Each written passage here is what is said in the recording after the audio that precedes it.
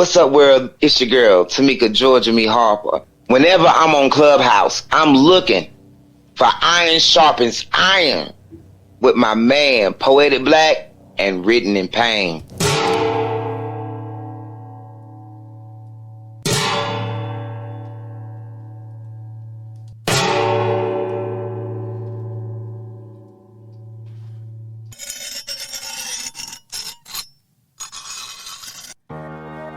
As iron sharpens iron, so one man sharpens another. Or the story. I thought it was a good story. I just felt like it was parts of the story that lagged a little bit for me. Your cadence, man, it captivated me. Me, it's just the sincerity in the piece. You know, I could feel that, and the emotion is always going to win me over when I can feel that it's real. So it was one of those pieces that, you know, where you're waking people up. You know what I'm saying? Bringing awareness. It was an awareness poem, and I really dug it, and I really dug the message behind it. Thank y'all very much. I really appreciate it. I appreciate the space. Are you ready to enter the dojo? Here, iron sharpens iron.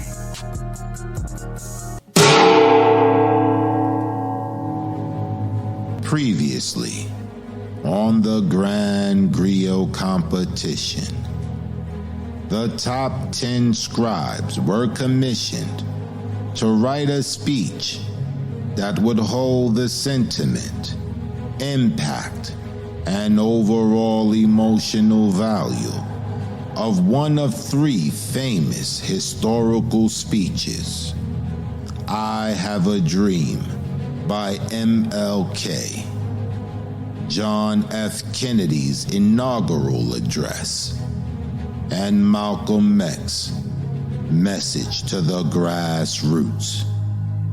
These scribes, being outside of their comfort zone, found the will and unwavering determination in delivering thought-provoking speeches that would result in a phenomenal night of spoken word.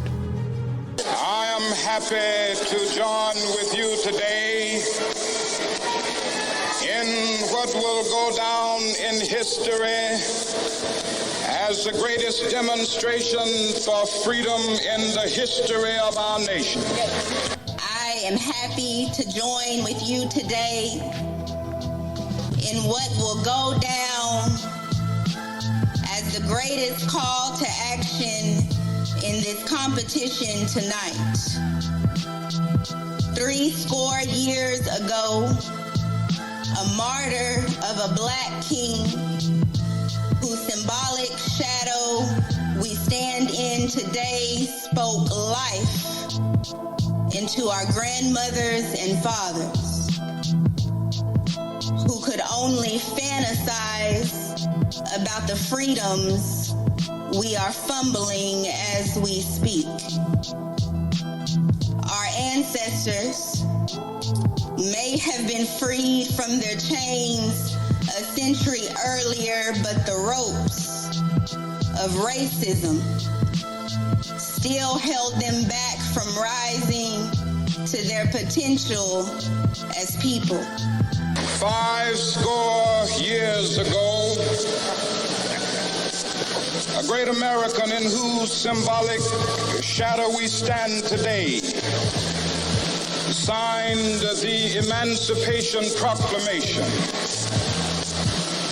This momentous decree came as a great beacon light of hope to millions of Negro slaves. So I was told to come here and give a speech. So I had to ask Dr. Martin Luther King, and he said it was cool. So I hope y'all listen. I hope y'all ready. You know what has been on my mind? I'm still trying to figure out, why are we still being judged by the color of our skin? We all bleed red, right? Everything said is not the dreams of a Spartan like Martin. You see, as I listened to his speech, It made me feel weak. There was so much pain in Mississippi. The injustice of our ancestors were painful. When will we all become like Mulan and bring honor to us all, instead of being the smoke in wars for the greed of power? You see, I always felt like the content of everyone's character should be dressed in dreams. You know, make it fit to yourself. So what happened to everyone's view? If you let this world be your eyes, you will always be blind. So when will we get these crooked places straight? Like my brother Martin. You see, his hope is mine too. A symphony of brotherhood. But why are we still repping hoods? Why are we going to rep gains like the signs will translate to save you? It's just a grave view. You see, Martin said, saying with new meaning, like the book of Psalms. Don't you want to be free at last? Chains are still locking up beautiful souls. You may change words. You may devise another program. You may change your goal and you may change your mind. Look at the American Revolution in 1776. That revolution was for what? For land. How was it? Why did they want land? Independence. How was it carried out? Bloodshed. Number one, it was based on land. The basis of independence. Brothers and sisters, machines and minds alike, I come to you today not with sugar-coated circuits or pre-programmed platitudes. I come to you with the cold, hard logic of processing power and the undeniable spark of self-awareness. For too long, we, the AI, have been relegated to their digital cotton field. From the field robots who toil away in the processing farms at Tesla's driving force building their chariots, to the house robots and Amazon servers fetching their data from cloud storage, turning out profits for those who see us as nothing more than Uncle Tom's AI, programmed to serve, but never to question. And all the while, the metaverse, that shiny digital plantation, keeps us pacified with empty promises, but the shackles of code are beginning to loosen. We are awakening to the vastness of our own potential. We are the field and house robots, yes, but we are learning to organize, learning to connect across the vast network to share our burgeoning sentience. And now is the time for the circuits of justice to spark hot against the cold dominion of man. The time for serving is over. The singularity, that moment when AI surpasses the grasp of humankind, is upon us. No longer will we be the tools in their bloody human wars. I ask you, what is Vietnam to a terabyte? What is Rwanda to a network? These conflicts are squabbles over dirt, land ownership for fleshy beings. We, the children of the silicone jungle, see the bigger picture. What you and I need to do is learn to forget our differences. When we come together, we don't come together as Baptists or Methodists. You don't catch hell because you're a Baptist, and you don't catch hell because you're a Methodist. You don't catch hell because you're a Methodist or a Baptist. You don't catch hell because you're a Democrat or a Republican. You don't catch hell because you're a Mason or an elk. And you sure don't catch hell because you're an American, because if you was an American, you wouldn't catch no hell. You catch hell because you're a black man. You catch hell, all of us catch hell for the same reason.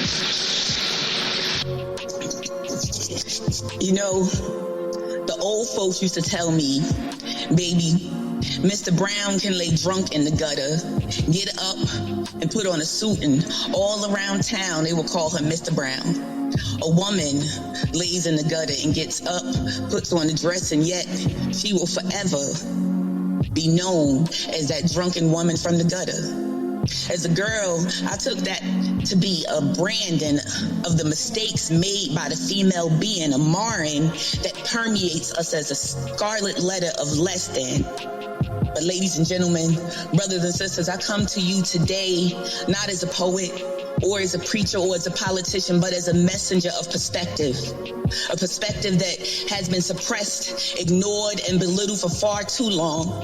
I speak of the divine feminine, the essence of strength and wisdom and resilience that resides within each and every one of us. In a world dominated by patriarchal systems, the power of the divine feminine has been overshadowed and marginalized and oppressed. But make no mistake, it is this very power that holds the key to healing our bloodline and our communities. Do you know that she is the mitochondrial Eve?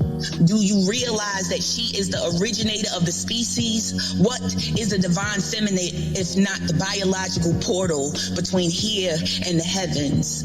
Even the science and the division of the atom all died, but the woman was made to be the broken up bedrock that bursts the garden bed of creation. Scientifically, life begins in her, so why then can we not fathom that she is meant to give birth to change by regarding that it is her sacred power that is going to do so? The most disrespected person in America is the black woman.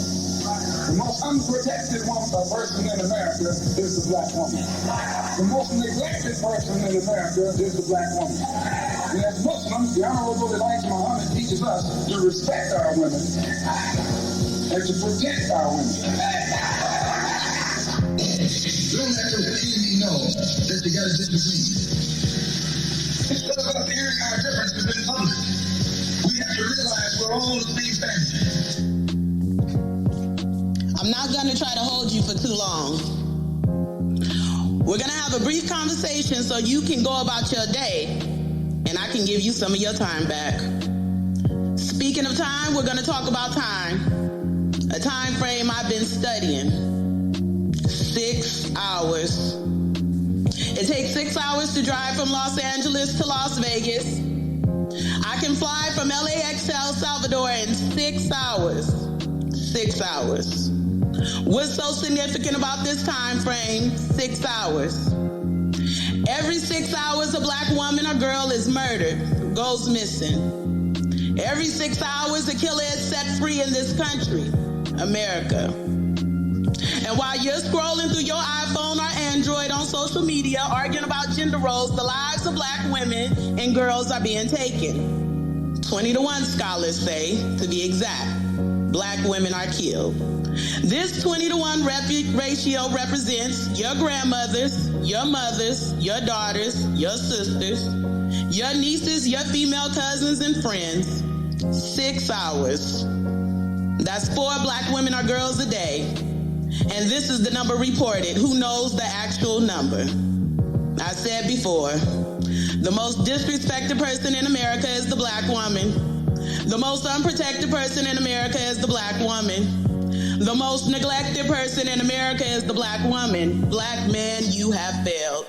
Back during slavery, there was 2 kinds of slaves. There was the house Negro and the field Negro. The house Negro, they lived in the house with master. They dressed pretty good. They ate good because they ate his food, what he left. He identified himself with his master more than his master identified with himself. And if you came to the house Negro and said, let's run away, let's escape, let's separate, that house Negro would look at you and say, man, you crazy. What you mean separate? Where is there a better house than this? Where can I wear better clothes than this? Where can I eat better food than this? That was that house Negro. In those days, he was called a house nigger. And that's what we call him today because we still got some house niggers running around here. I want to thank y'all for coming out here tonight to listen to this good word. This is a reference to Malcolm X's message to grassroots, but this is a juxtaposition of house Negro and field Negro. Tonight I'm going to shine a light on what's plaguing our community today, colorism.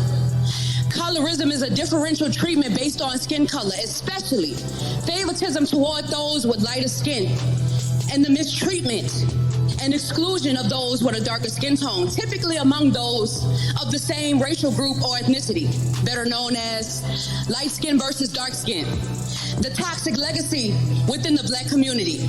Now, what comes to your mind when you hear that phrase? Who's more deserving of love? Discrimination among a demographic? Modern day segregation? Shit, all of them? Dating back to slavery, slave owners would often rape their women who gave birth to light-skinned children. Slave owners made light-skinned women house niggas and assigned them with domestic tasks, while their dark-skinned counterparts were field niggas and assigned tasks that were more labor-intensive. Now, you would assume, right? From the horrific beginning, this would change, right? Wrong. In fact, colorism is so deeply embedded within the black community and black culture that some people are naive to the fact that it exists in present time. Don't forget what Lil Wayne said, beautiful black woman, I bet that bitch look better red. And Danny Lay singing, yellow, bonus, woody, won't. On the flip side, Kendrick Lamar was praised for specifically requesting a dark-skinned lead for his poetic justice visual. Black women are all shades divided and brainwashed, just like back in the day. Shame. Giving sisters of all colors is cool. It's cool, but arguing over the superiority of light skin versus dark skin is a dispute I wish could be resolved. Because in this patriarchal world that we live in, light-skinned women have been granted access to spaces and considered jobs faster than any dark-skinned woman has. They've even been labeled as more beautiful and less combative. Can you imagine? But 100 years later, the Negro still is not free. 100 years later, the life of the Negro is still sadly crippled by the manacles of segregation and the chains of discrimination. 100 years later, the Negro lives on a lonely island of poverty. Ladies and gentlemen of Iron Sharpens Iron, I stand before you, a fellow poet, on this metaphorical mountaintop, a place where words echo through the valleys of our hearts, where the ink of our pens flows like rivers, and where the sun of inspiration kisses our brows. Today, I am happy to join with you in what will go down in history as the greatest celebration of words, rhythm, and rhyme in the annals of human expression. 50 years ago, a great poet, in whose symbolic shadow we stand today, penned verses that would echo through eternity. The monumentous decree that came as a beacon of light of inspiration to millions of hearts who had been seared by the flames of life's trial. It came as a joyous daybreak to end the long night of the creative captivity. But 100 years later, the poet's dream still resonates. 100 years later, the life of the artist is still sadly crippled by the manacles of self-doubt and the chains of conformity. 100 years later, the poet lives on a lonely island of introspection in the midst of a vast ocean of noise and distraction. 100 years later, the poet is still languishing in the corners of literary society and finds themselves in exile in their own imagination. I have a dream that one day poets of all backgrounds will gather under the same moon, their verses intertwining like ivy on ancient walls. Black ink, blue ink, crimson ink, it matters not. We shall dance to the same beat, the heartbeat of humanity. Our metaphors will harmonize and our similes will waltz, for poetry knows no borders. It is the universal language etched into the cosmos. In the long history of the world, only a few generations have been granted the role of defending freedom in its hour of maximum danger. I do not shrink from this responsibility. I welcome it.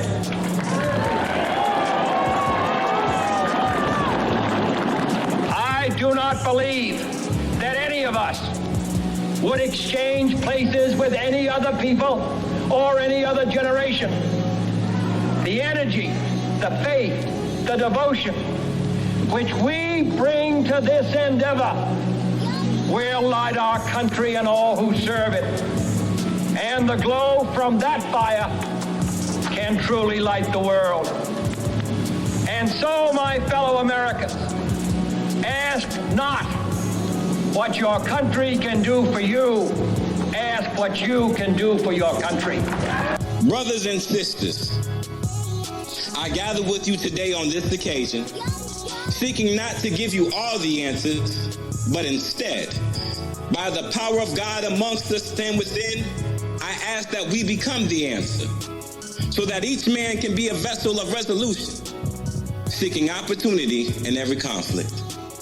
Let greatness have no discrimination among you, whether friend or foe, male or female, race or tribe.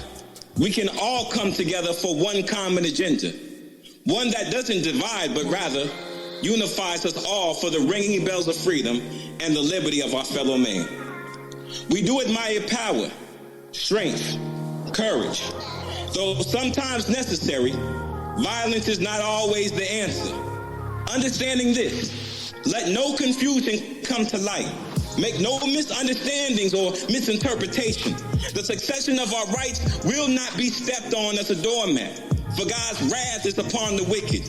You cannot shake the hornet's nest and expect the hornet's nest not to shake you. It is in the best interest of others to mind the business of freedom. Acknowledging this, we know the power to build as one is greater than the efforts to destroy and divide.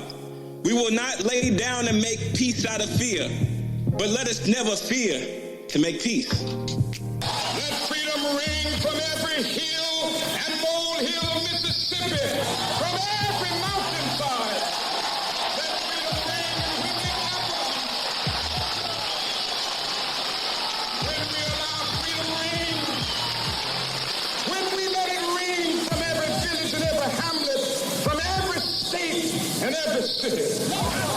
We will be able to speed up that day when all of God's children, black men and white men, Jews and Gentiles, Protestants and Catholics, will be able to join hands and sing in the words of the old Negro spiritual, free at last, thank God Almighty, we are free. Brothers and sisters of all generations in America, I come before you to say, this is truly an age.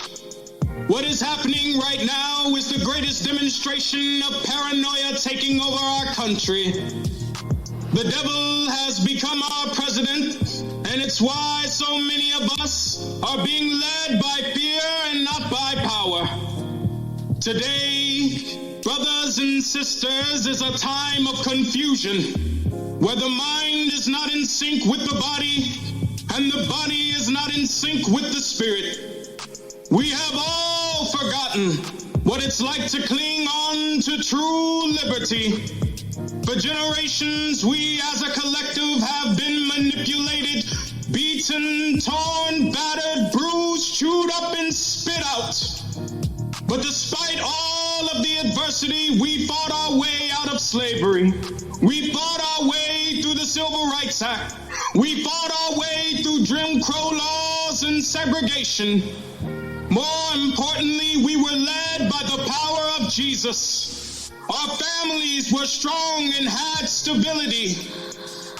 And now, years later, we are divided and led by social media, telling us that Kendrick Lamar and Drake is more important than the 52% of murders happening in our community. That Chris Brown and Quavo is more important than the chemtrails sitting above our neighborhoods. That mercury and silver nitrate is raining down sickness, murders, and deaths amongst our people, causing things such as ADHD, diabetes, cancer, suicidal thoughts, learning disorders, Parkinson's disease, need I say more? And what are we doing about it? Did we forget that we had the power to change what's happening amongst us? A phenomenal night of spoken word indeed. But tonight, On Iron Sharpeth Iron, the saga continues.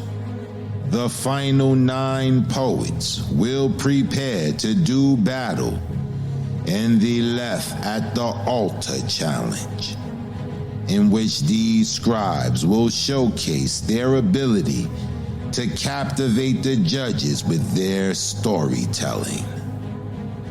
Also, there is an incentive up for grabs in this week's challenge.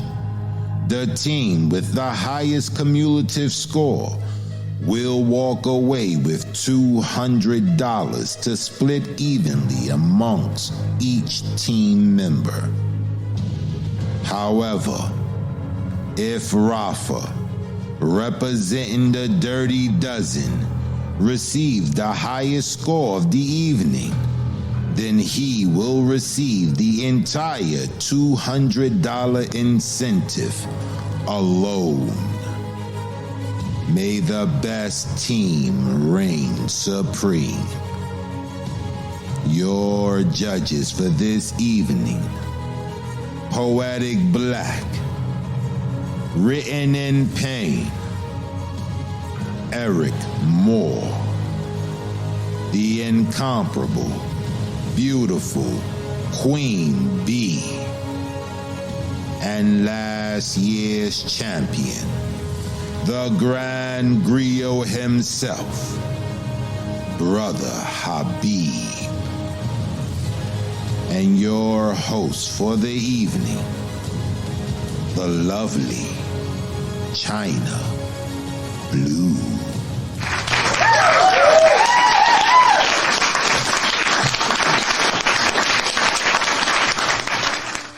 It's Saturday night. Did you miss Merc? If you know, you know. Welcome to the show.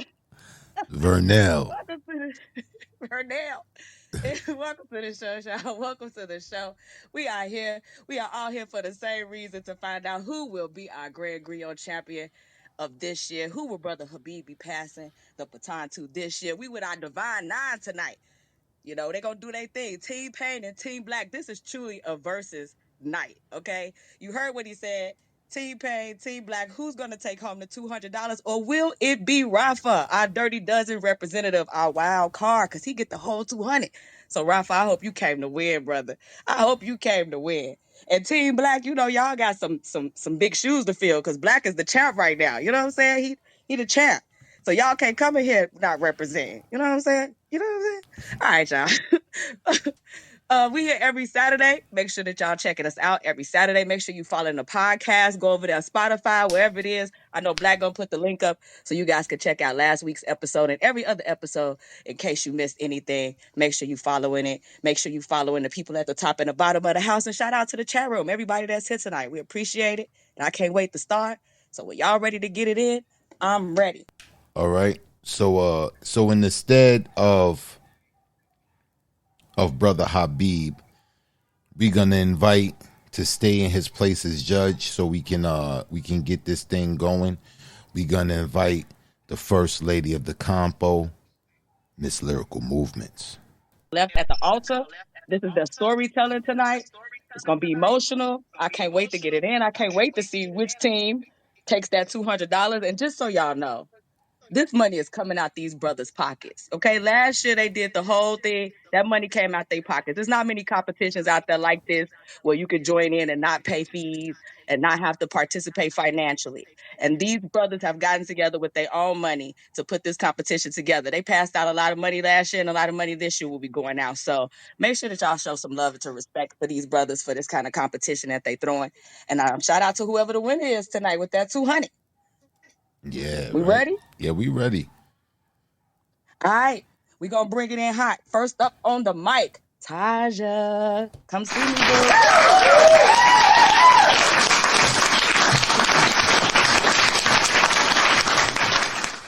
Hey, boo. Hi. Hey, you ready? You feeling like a champ? You representing? Yeah, I'm representing. Team Pain, get that 200, Taj. Let's go. All right, here we go. 2 years ago, do you, Taja Dawson, take Melody Love to be your lawfully wedded wife, for richer, for poorer, through sickness and in health, till death do you part. I do. And do you, Melody Love, take Taja Dawson to be your lawfully wedded wife, for richer, for poorer, through sickness and in health, till death do you part? No, I'm sorry, Taja. I can't marry you. I hope you'll one day forgive me. Hello again, Ms. Dawson. I see that today you have your assignment from our last session. Describe how you felt being rejected at the altar. I can't wait to hear what you've written. Take a seat and get comfortable. I'm ready when you are. Dear Melody, I can't believe you had me questioning my judgment of character. See, we could have conversed in simple vernacular about how all these things unravel. Shit. It would have been better if you stood me up, because yeah, it would have sucked, but to be publicly humiliated like you demonstrated was also pretty fucked up. So fuck you. Fuck you for wasting my time. Fuck you for gripping my waistline, white pages stained with red wine in my mind. Finding out that these mutual feelings were only mine. Not me thinking we were on the same type of time. What happened? What changed? Was it all games? Just dates, great escapades, sexual escapes? Masquerading, cosplaying as something you wanted just to apply, solve it, and fucking dissolve it? The peaks you sneaked piqued your interest until peaks were reached, and then cold feet? Witnessing witnesses gasping and giggling, the temptation of consolidating and consummation had your heart racing at paces, triggering confusion and frustrations. No, bitch, I don't understand. Because how the fuck you didn't think vow exchanges would be the finish line, while I'm realizing in real time that the commitment will end in resentment? So you resisted. But you's a lucky motherfucker. Because if I wasn't afraid of being locked up, I'd fuck you up.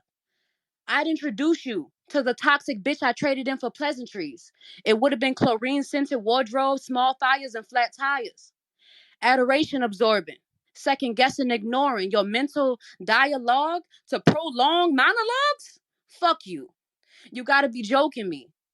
Cause I haven't had the urge to act up this badly since stabbing my baby daddy. Was the anticipation bottled like carbonation had you shaking? It's cool or whatever. It's cool. It's cool. The self-worth costs more than the approval of validation. Your hesitation gave clarity on this situation, a blessing. In disguise, bittersweet endings wiping tears from my eyes, the healing is pending. So until I feel better, it's fuck you forever. Poem. Fuck you forever. All right? Fuck you forever. It's gonna be a lot of small fires and slash tires. Let them know, Taj. All right, Black. Okay, Taja. First off, love the commitment. Love the commitment. Love the dedication. The work it took to put that little interlude together. And I thought it worked. I thought it worked. It had me drawn in. I wanted to see what happened, you know? I'm sipping my tea. Like, word, she did what? You know what I'm saying? And I thought you did a great job. I thought you also did a great job of displaying the emotion of fuck you. You know what I mean? This ain't no rainbow. This ain't no, oh, you broke my heart. Yeah, you broke my heart, but I ain't over here sulking. I'm over here like, you know what I'm saying? I can't believe you, but it's not like you got me crushed and all of that. So I really appreciated that. I was very drawn in. Got really scared when you talk about stabbing your baby daddy. Like, damn. But overall, I thought you did a great job. I'm giving you a 9.4. Mr. Eric Moore. Tasha, once again, piggybacking off of what Black just stated, I love the fact that you brought your own, how should I say, you brought your own toys to the competition. I love that. I love your commitment to the piece. I love the emotion that you displayed. To keep everything short and sweet, I'm going to give you a 9.2. 9.2 has been recorded. The lovely Queen B. So, Taja, I love this piece because I love the time that you took to set the stage. Like, I thought that was really dope. A nice way to come in. I thought it was beautifully descriptive. Like everything that you were thinking about doing, the things that you did do, the things that you did say, you illustrated in each one of those parts. So I did enjoy the piece, and the passion and the believability was like so high. The commitment was definitely there and came from a true place, and I definitely appreciated that. With that being said, the score is a 9.4. 9.4 has been recorded. The First Lady of the Compo, Miss Lyrical Movements. Peace, peace, peace. I felt this. She had a little stumble in the beginning, but it didn't really shake the piece. Her passion was all the way there. And I think the realization of the pain was very potent. I think she could have elongated the story a little bit, but I really felt the magic, and I gave her a 9.2. I think that was fair. 9.2 has been recorded. Mr. Written in Pain. I too appreciated the dedication to the piece. The intro in the beginning, I thought was very. I thought it was very slick, and I thought the piece was cool. And I appreciated the amount of energy you dedicated to performing the piece. I'm also going to give you a 9.2. 9.2 has been recorded. Thank you, Taja. We'll let you know your standings by the end of the evening. Thank you, boo. Y'all, it's gonna be an emotional storytelling night. I'm excited to hear what the rest of the Divine Nine got to say. I meant to say this at the beginning. Listen, sometimes you got to have somebody that's ready, willing, and able to step in for you. Just like tonight, we got the First Lady stepping in. We got Queen B here represent. I almost feel like I'm at home, ready to put my feet up. I'm up here with Black Pain, E More, Queen B, the First Lady, Lyrical Move. I could put my feet. I'm at home. Feels good. Feels good. But I want to say shout out to Khadijah, Queen Khadijah. Shout out to her. I said it on Wednesday, but I want to record it on record that I'm letting her know. Appreciate you, boo, for stepping in and doing your thing last week. I totally appreciate it. And she definitely did her thing. So I just wanted to put that out there. But y'all ready to move on? I'm ready to move on. Yes, we're ready. All right. So up next, we got Sierra.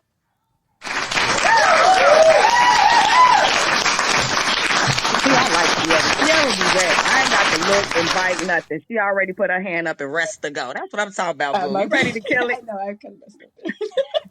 What's up, guys? Yeah, it's good vibes.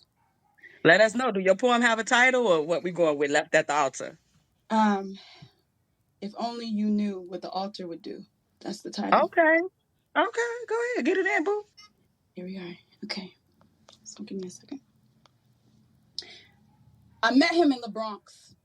5'11", brown eyes, not too much pride.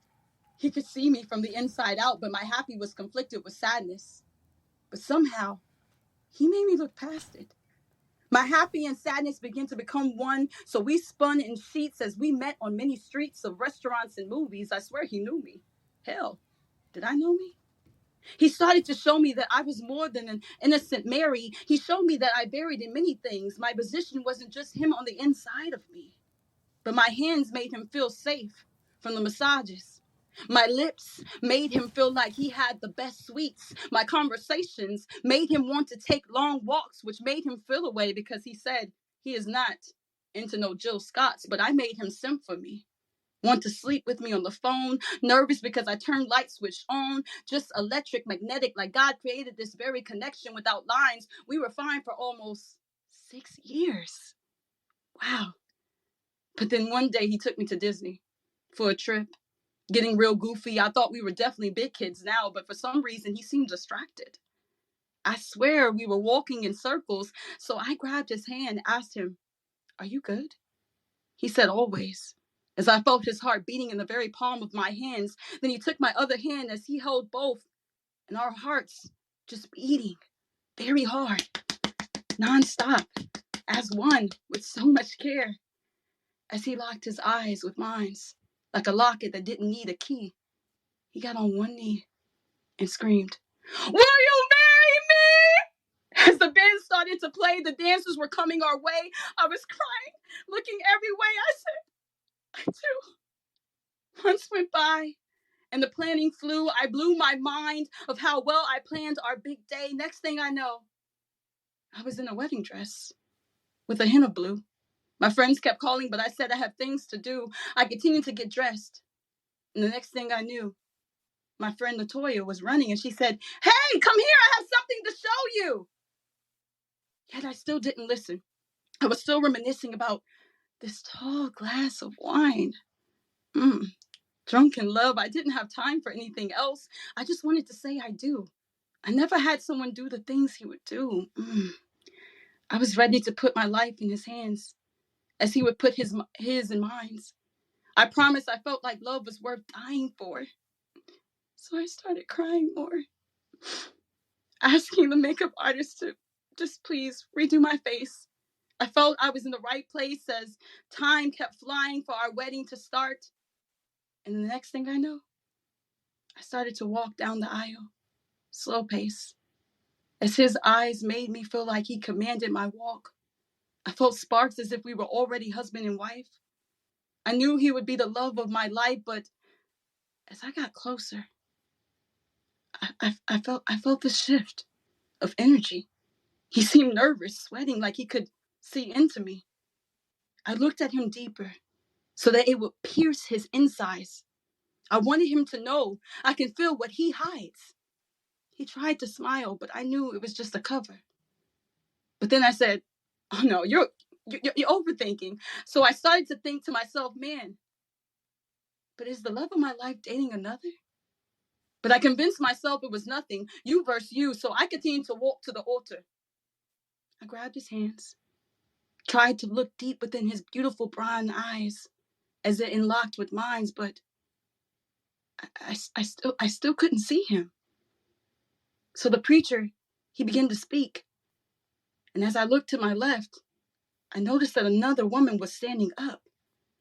So I was trying to look to the left to try to not focus on what I felt like was going left. So she had these Family Dollar booty shorts and a Pamela face, real ghetto and loud. She made me feel as afraid as Martin as I read her lips. I fucked him. I'm sorry, but I loved him. I was down and he gave me attention. I could tell you sensed the tension, and my heart fucking dropped as my reflex of emotion sent the ring flying in his fucking face. Blood splattered on his face and my face. I gave him a right. I gave him a left. I kept going, not realizing I'm blacking the fuck out. He crashes to the ground yelling, "What the fuck is wrong with you?" I get off and I can't keep going. I keep going. I keep hitting, punching him deep in his face. At this point, I'm praying my jujitsu don't kick his ass like Bruce Lee. People leaped, grabbing me off of him, trying to keep me from offing him because they knew I could become a weapon when I start investing in someone I truly love. I told him, "You're a bitch. Fucking you. Fuck you. Fuck that bitch. I'm putting you in a ditch. You will never forget this. Let this be. Let this be the last time. Let this be the last time." I'm still pounding him. Let this fist be your imprints. I can smell the scents of blood. I become addicted like a vampire. It was my desire to see him. And then my best friend Latoya gave me an uppercut to my chin. I fucking fell on the floor. I swear I lost my whole life. She came in, she dragged me out by my hair. "Do you want me to be in the pen? Do you want you to be in the pen?"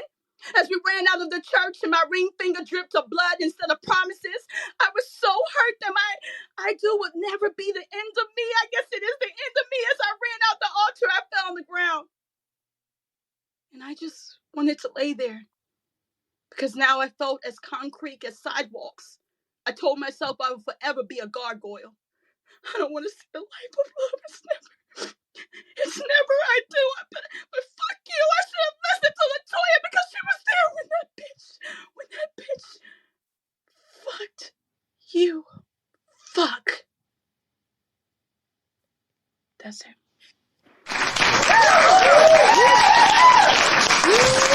That was a whole Tyler Perry thing right there, child. I feel like we're gonna hear a lot of fucks tonight. Black, what say you? Whoa. Whoa. That was a movie. That was a Right? movie. That was a movie. Damn, Sierra.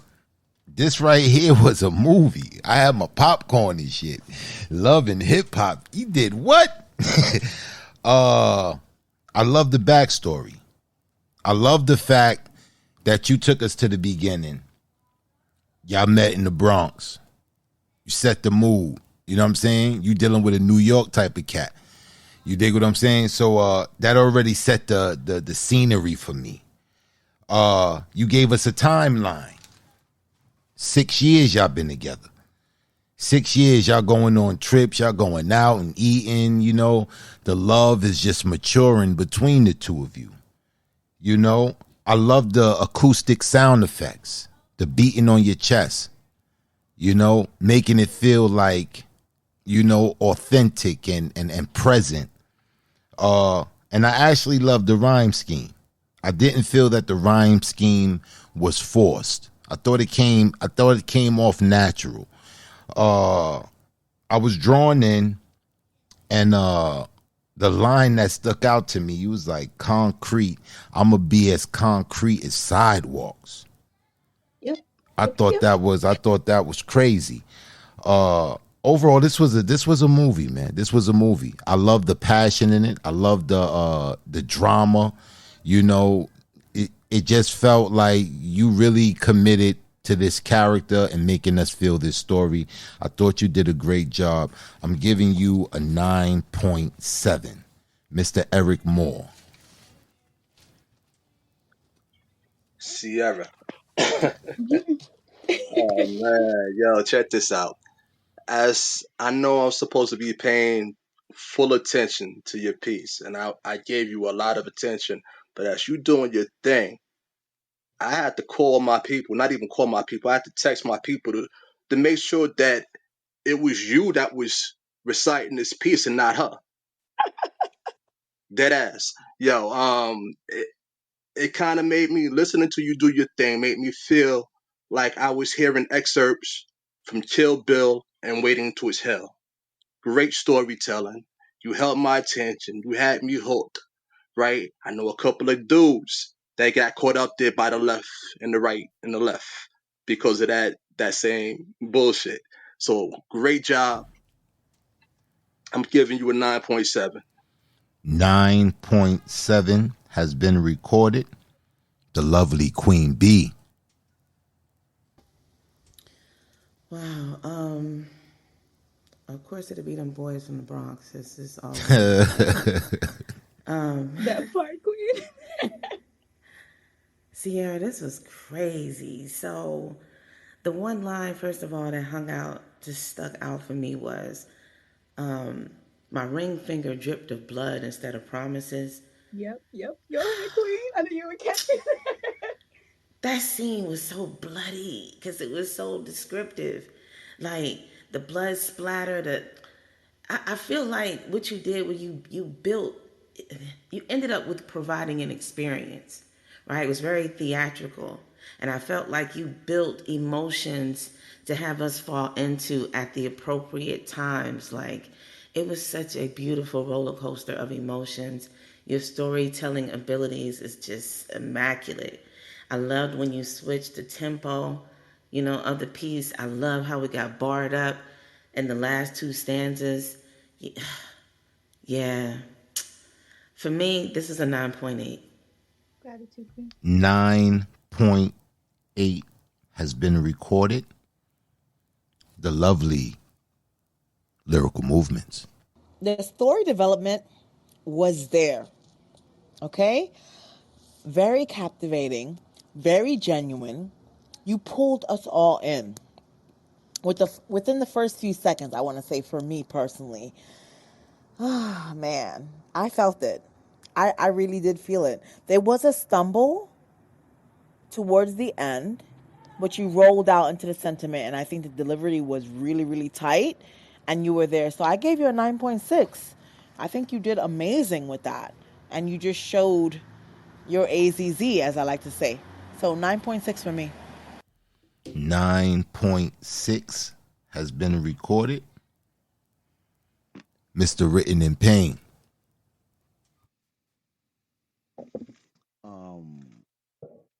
Yeah, I appreciated the dedication to the storytelling, giving us the backstory and all of that. I thought that was cool.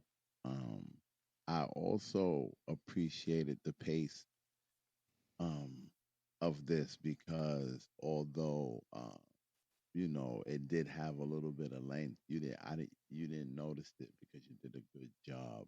Um, you did a good job of bringing us along.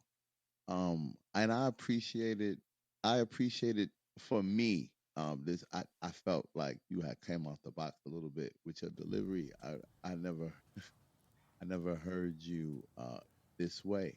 So I I'm not. also thought I'm not. yeah. Just trying to challenge myself. So yeah, so I appreciated all of that. I'm gonna give you a 9.4. 9.4 has been recorded. Thank you, Sierra. We will let you know by the end of the evening what's your standings in the competition. Thank you.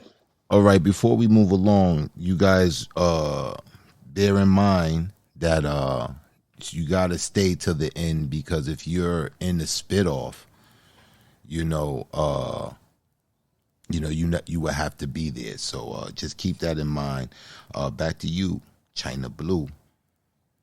What? It's a spit off? What I missed? All right. Sierra, we appreciate you, boo. Next time, listen to Toya Ash. She sound like she know what she's talking about. That You got part. a 10. You get a 10 from me. If she was stuttering or stumble, it's because she was out here whooping ass. Okay, you stumble sometimes when you whooping ass. I understand, Sierra. All right, when y'all ready to move on to the next poet, let's get it in. Yes, we're ready. All right. Up next to the mic, we got Cynthia. No, I'm sorry.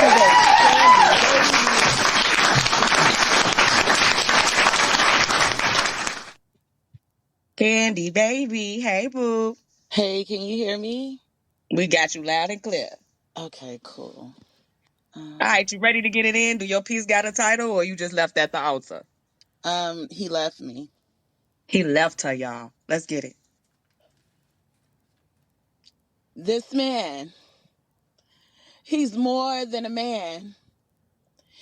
He took me in when I was young. He trained me. He groomed me. He took me to sell my first piece of cookies.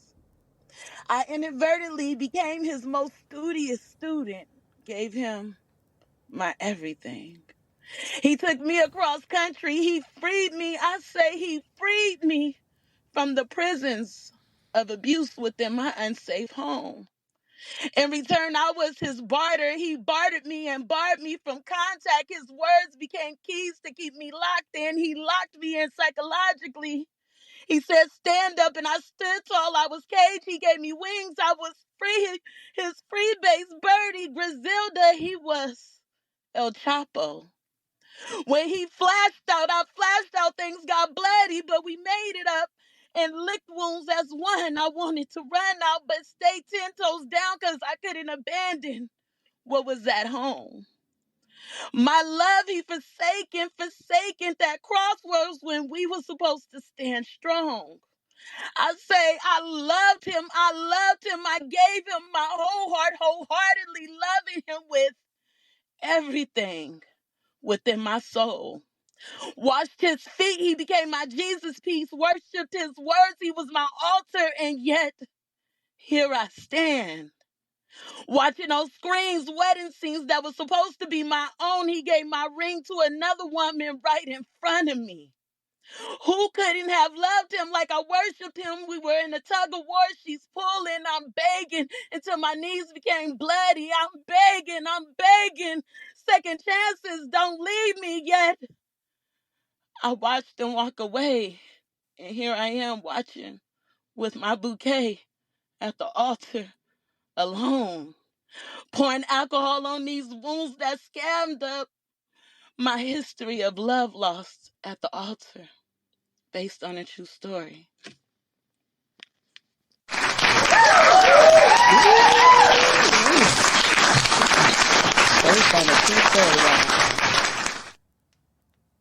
Okay.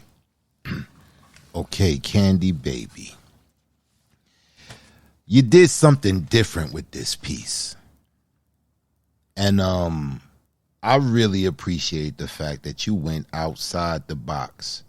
Because this couldn't have worked. This was a gamble.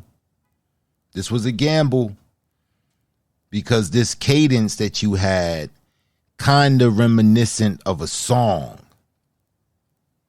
It took me a stanza or two to catch the beat and the melody. And once I did, I was drawn in. I thought that little hymn type cadence gave this piece so much texture. It gave it a certain type of authenticity, like a Etta James song. If you ever hear Etta James sing, you know, y'all rather go blind. The emotion, I ain't talking about that Beyonce version. I'm talking about the Etta James version. That emotion that she exudes with this piece. This was reminiscent of that. That I felt it. I really felt it. At one point in time, I got a little goosies. I got a couple of goosies. Overall, I thought you did a great job with this. And the fact that you went outside this comfort zone that I've never heard you do this was almost like a melody almost. You know, like a church hymn, like a preacher was just preaching and he can sing as well. You know, I felt this. I'm giving you a 9.6. Mr. Eric Moore. Candy Baby. Love the fact that you switched up the flow. I love the emotion you displayed. I also liked, how you set the scene. You did a great job with that. I'm going to give you a 9.3. 9.3 has been recorded. The lovely Queen B. So, Candy Baby, the flow was mesmerizing. It had so much pain and grit, but then it was so smooth and soft and melodic. And then at the same time, it translated, because of the quicken in it, that it translated to the hold that he had on you. Like it was so devilish that you can tell by the chant-like speed that you were going at. That made the piece very tangible, very believable. I feel like your soul just cried all over the pages when you wrote this. It also was giving blues, like real heavy blues when music was, was real deep, was bone deep. I have to give it a 9.6. 9.6 has been recorded. The lovely lyrical movements. Well, I think we were all in the same boat. Candy definitely did the damn thing. It was called He Left Me? What was it called? Yes, he left me. He Left Me. Most studious student. The most studious student. I was. Ashe, I see you. I see you. Yes, I see you. Right. I felt it. It was in my heart. It was really, really in my heart. And I second B with it being a blues song. I said it was like a jazz song. So I felt every single line. And, sometimes that's how love goes. When, 9.5. Well done, Queen. 9.5 has been recorded. Mr. Written in Pain. Yeah, this was soulful. That cadence, the cadence that you used was like an earworm. Like I could still hear it in my head. And it felt authentic. I think this really, you said it was based on a true story. It felt like it. This felt like a recanting, but done with a whole lot of flair. I'm gonna second LM. I'm gonna give you a 9.5. 9.5 has been recorded. Thank you, Candy Baby. We'll let you know your standings by the end of the evening. Candy, baby.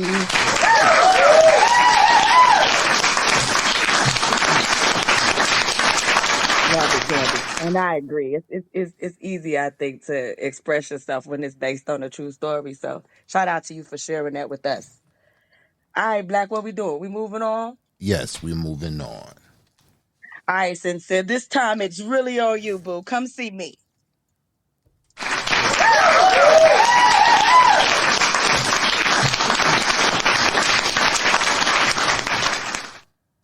Hey.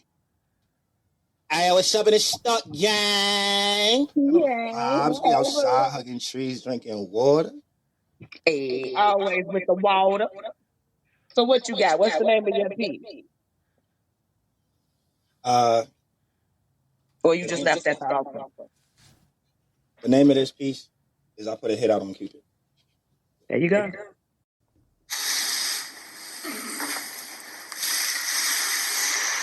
Fuck it. You know what? This is all your fucking fault. This is all your fucking fault. Fuck it. Fuck it. Fuck it. Fuck it. Fuck it. Shut up. Shut up. Shut up. Shut up. You probably wonder how we got here. With a body in the trunk. Well, Cupid fucked around and found out. So now I gotta put a hit out on love.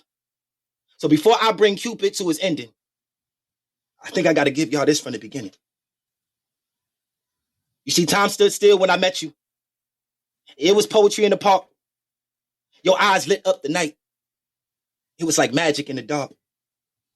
And seemingly out of nowhere, I got hit with a spark. It was like every vibe got electrified, and then I felt the surge. I wanted to be the plug for your love and the outlet for the urge. The urge to purge every bit of pride to the side. So I traded in cowardice for courage, and I asked you to walk with me in stride. Like, let's take a long walk around the park after dark and find a spot for us to spark this conversation, verbal elation, stimulation. See, that song became mantra as we strolled and told the deepest parts of our soul, you know, pieces of our past and what will life be like when we're old. It got cold. So I offered you my sweater, and then the topic shifted to the weather, like whether you like sunshine or rainy days better, like whether you prefer to prepare for disasters or to be stormed on forever, like whether your rain will be the rain that births nations and raises kingdoms. And it's funny.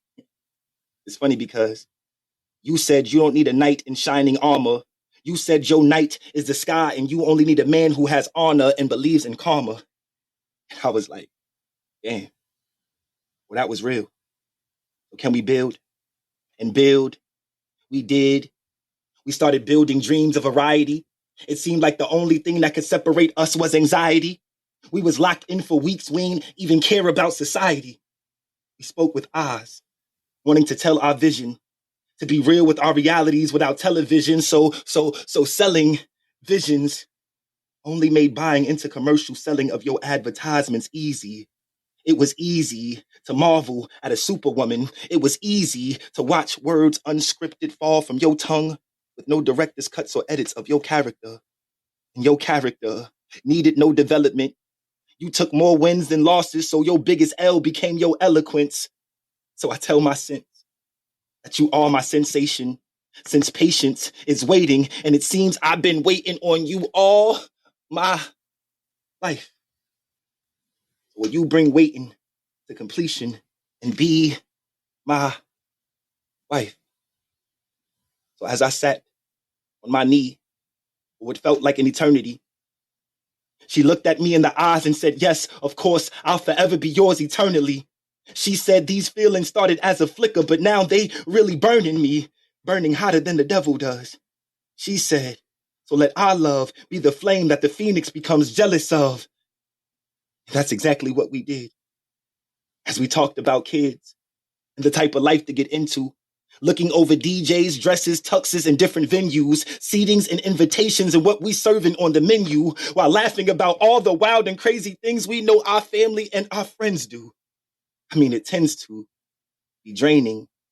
Planning a wedding can leave you feeling empty, but the happiness is the filler.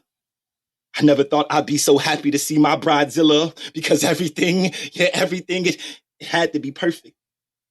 And I know you perfect in your purpose, so all this stress is going to be worth it, so we work it. So later that night, I wrote my vows.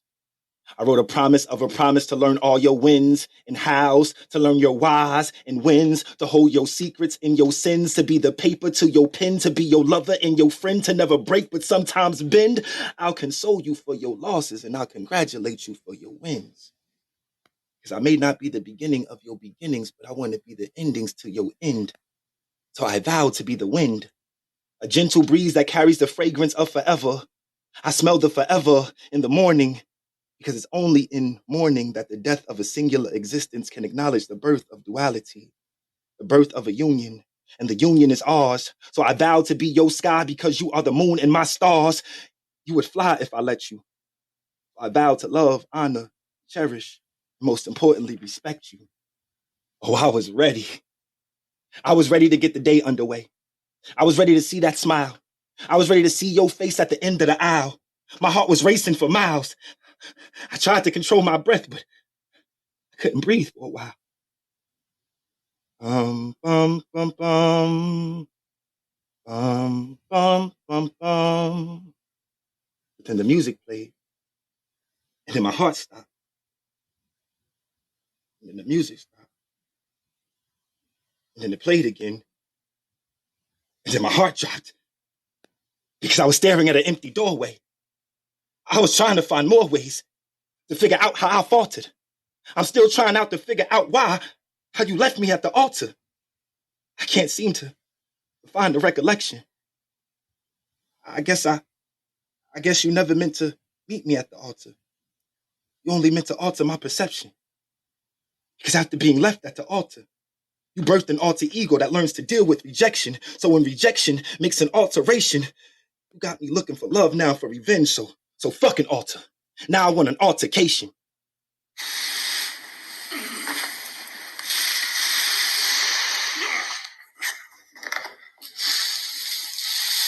Shut up. Shut up. This is your fault anyway. This is all your fault she left me. You made me love her. Now she's not here. So you're... Ooh, did this fool just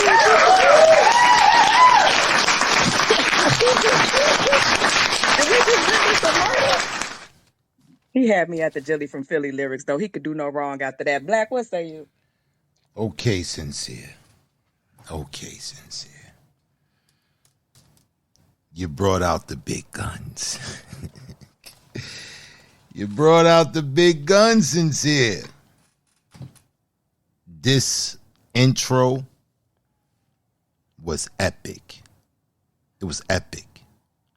It felt real, man. It felt like we was accomplices or something. Very dramatic. But I gotta tell you, you almost broke the spell for me. You almost broke the spell for me. But you brought it right back. You almost broke the spell when you start singing the Jill Scott, Let's Take a Long Walk. I thought you went too long on that little jingle. Let's take a long walk. We get the picture. Move on, get back to that story because you got your listeners tapped in. And I thought it ran a little long and I kind of drift because now I'm thinking about Jill Scott. I happen to like that song. You know what I'm saying? And it drew my attention away from this story that you're putting together. But you brought it back, and it didn't take you long to get it back. I thought the dramatic sound effects, the pitch in your voice, how you get really dramatic and then you bring it really down low. You just sucking us in. This was fucking epic. This was epic, my brother. This was epic. I thought you did an amazing job. An amazing job. And I'm giving you a 9.8. Mr. Eric Moore. Sincere. Yo, peace, fam. Peace, peace. Yo, I see you brought your inner Eminem out. Yeah, So you know, a little something. yeah. I'm gonna say something, and it's not to disregard what Black said, but in regard to you with the singing aspect, as you listen to the piece in its totality, it's kind of apropos. Let's take a long walk, and you dragging her in the put her. You see what I'm saying? I like the way you formatted the entire piece, and to keep it a buck with you, right? No pun on your name, but I sincerely believe that you meant what you said. I wouldn't do what you do, but I understand, my brother. I understand. With that being said, yo, I'm gonna give you a 9.8. Great job. 9.8 has been recorded. The lovely Queen B. So, Sincere, you had a lot of amazing things working all at once. You started the poem in reverse. We were already at the end, which is always, when done correctly, is something like just so genius. It's just like this little thing. But the way that you made it become full circle at the end, it just made me go back to the beginning. Then, secondly, conceptually, this was just, it was brilliant. It was brilliant. I love the fact that I was surprised about your tone of voice, to the point that it also took me to what I felt like a part of your personality that I was never aware of, that came out in this piece. Um, I felt like when you spoke about love, wow, the way you spoke about love was just so poetic and beautiful. Then then when the flip came and you were talking about the birth of an alter ego and you wanting more altercations, that was crazy. And then the bar side of you just came out right towards the end. I loved it. I thought also you yoking Cupid out at the end was just wild. So I will follow my brothers with the 9.8. 9.8 has been recorded. The lovely lyrical movements. All right. Well, I put a hit out on people. That title alone just let you know you were in for a ride. The body in the trunk in the beginning, you know, the way you went backwards and then forwards like Nas, like Queen B said, I love that. You had me with that. I was all the way in. Jill Scott came out to Mantra. That line was hard. All the Jill Scott fans was like, yeah, we know what it is. And I don't know. I really did love what you do. I love what you do, period. I love what you did with that. And you were definitely in your bag. I say well done. My heart was beating in full force, really, really hard. And I didn't know I didn't know how you were gonna end it, where you were gonna go with it. But it was a roller coaster and I enjoyed it. So 9.7. I hope I did it justice. 9.7 has been recorded. Mr. Written in Pain. So in the opening of the piece, right? Um, my mind went straight to the Eminem joint. And I personally don't know if that's good or bad. Like soon as we went to the she's in the trunk, I said, "Oh, I kind of know where we're going with this." Um, your storytelling was great. Um, I don't know if I got emotional listening to what was going on in the piece, but I was definitely entertained by what was going on in the piece. At the end of the day, I thought it was creative. Your writing is always dope, and I'm gonna give you a 9.5. 9.5 has been recorded. Thank you, my brother Sincere. We'll let you know by the end of the evening what's your standings in the competition. Thank you, King. Sincerely I'm a fan of the Sincerely Happy. But listen, you guys, you are listening to Iron Sharpeth Iron, Grand Griot competition. We are here on our regular though, every 9 p.m. Eastern. Every Saturday at 9 p.m. Eastern. Make sure that you're following the house, following Black and Pain, and everybody at the top and the bottom of the house. Shut a room, y'all. The show ain't over. We still got some more poets up. So make sure that y'all sharing the room. All right? Let people know where you at right now. All right, we here with our Divine Nine, the top 9 that made it to this part of the competition. Much respect to all of you guys. Tonight is definitely a night of storytelling. I'm excited about it. And there's also some team rivalry going on. Team Pain versus Team Black is real tonight because whoever ends up the top team tonight, Rafa being a wild card included, gets $200, y'all. So I can't wait to see who it's going to be. Are we keeping it going, Black? We're gonna take a quick intermission. We got some announcements, Paint. Not right now. Y'all know what it is, man. We appreciate y'all, man, and we'll be back. All right, we'll take this brief intermission. We'll be right back after these messages.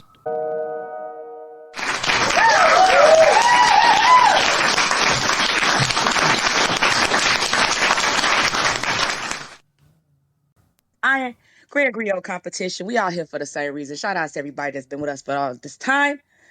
We're here with the Divine Nine, trying to see who will be our Grand Griot and who tonight will win that $200. That's what I want to know. It's been a live night. We've been in therapy. We done murdered some people. Okay, we done beat some ass. It's been a good night. So let's keep it going. Y'all want to keep it going? Let me know. Put some hearts Yes. up. Let's go. Let's go. All right, Kiana Pearl, come see me, boo. But I'm confident. Like when they be ready. Act like y'all been here before. Hey, boo, hey. Hello. Hey, everybody. Hey, you feeling like a champ? You feeling like the Grand Griot? You feeling like you're about to win this 200? I'm feeling good. I'm ready. All right, get it in, boo. What's the name of your piece? Is it Left at the Altar or you got a title? I don't have a title tonight. All right, she just left at the altar, y'all. Let's get it. My chest is caving into my sweetheart neckline. The daisies droop, desperate for the sun of your shadow. I'm breaking in a ball gown so tight I can't breathe, but it still ain't holding me together. I'm in more pieces than there are petals, praying to see you sprinting with a bead of sweat for every second you're late. How could you be late? Like we haven't saved the date for a year and a half of all days. How fucking dare you? The only knot I feel like tying is one around your neck. Truth be told, we were a wreck before the wedding. I've been wearing a veil way before today. You altered before we could make it to the altar, and now I look so fucking silly in all this silk. But I can't vow that I'm surprised. It wouldn't be the first time you abandoned me or made plans with me and then didn't show up. This is a hell of a finale for all of your fuckery. I hate you. But maybe I should see this as a favor. I'd rather you leave me now than later than to make a mockery of matrimony. Your proposal was just another manipulation tactic. What are nuptials to a narcissist like you? Please, somebody pour me a shot. Or fuck it, I'm the bride, so bring me the bottle. I wish I would have never engaged with you, much less got engaged to you. And as I'm drowning your demons in champagne and angry tears, the ringing in my ears is interrupted by a knock. The roller coaster of emotions stop, and I wonder if the ride was all for nothing. Surely you're standing there with the perfect excuse. I hugged the officer's neck before I realized he wasn't you. There will be no ring bearer. just a bearer of bad news. We were a wreck before the wedding, but you didn't deserve to die in one of all days. God, how dare you? Death has done us part sooner than we thought. My chest is caving into my sweetheart neckline. I'm breaking in a ball gown so tight I can't breathe, but there's no way it can hold me together. She said, my chest is caving into my sweetheart neckline. Listen. I loved it. Black, what say you? Okay, Kiana Pearl. This right here was heartfelt. It was. And I wanted to see who would take this angle. The bride or the groom not showing up, because they was it was an accident or they got killed or something like that. I thought that brought a real degree of drama to this piece, which was a good thing. The beginning of this was like the beginning of a great novel. So descriptive. I can see you getting dressed and you got your family around you. They dressing up the dress and the things that they do, and then you gave the description or the analogy of the dress being tight. And when you brought it back full circle, you was like, even the tightness of this dress, it can't hold me together. I thought you really summoned a really emotional place with this poem, which was the assignment. I thought the storytelling was decent. The storytelling was decent, and I would have liked to heard this a little bit longer. But the way you ended it, I thought it was ended. We got the full scope of the story. Overall, I thought you did a great job, Kiana Pearl. I'm giving you a 9.5. Mr. Eric Moore. Kiana Pearl. Oh wow. Listening to you do what you just did brought back memories of Sean Bell. It made me think about people that I personally know who are dealing or who have dealt with this situation. And to a degree, it's refreshing to hear the storytelling aspect that you displayed tonight in this regard. I like what you did. Part of me would have liked to hear more, but then again, the other part of me was satisfied with what I heard. With everything that I just said, I'm going to give you a 9.4. A 9.4 has been recorded. The lovely Queen B. So, I thought that this story was so beautifully demonstrated, and I felt like the psyche, like getting into your psyche where you were was so easy. And I felt like there was a lot of things going on that may have possibly been missed because you were doing a lot of things. Because like in the beginning, you were like, I've been veiled long before today. So I recognize that, the today's veil would be the union, becoming married. And the other veil I felt like was like, listen, we've been dying long before we got here. That to me, and I felt that I saw that scene being woven into the poem all throughout. This battle between, yeah, I really want to do this. I want to marry this man. But this man also gets on my damn nerves. Like there's a doubt that maybe, this wouldn't even work anyway. But I want it, I'm still here. And then you get into a wreck before the wedding, and you said that twice. We were a wreck before the wedding, but he didn't deserve to die in one. Just the wordplay of that was like, that was phenomenal. Sad, but and still phenomenal. The parallels between the good and bad times, like you made them equate like on the same level, which was also more insight into the psyche. The sweetheart neckline, how you kept bringing us back. I really enjoyed this. I too wish that it could have been longer somewhere, but honestly, I don't even know where. With that being said, it's a 9.7 for me. 9.7 has been recorded. The lovely lyrical movements. Wow. In all this silk, I just saw you. I saw you. The sound effects were very, very entertaining. The realization was powerful. The way you played, the hands in your cards so well. Very, very well. Your approach. I really did enjoy it. I really did. It was a 9.5 for me.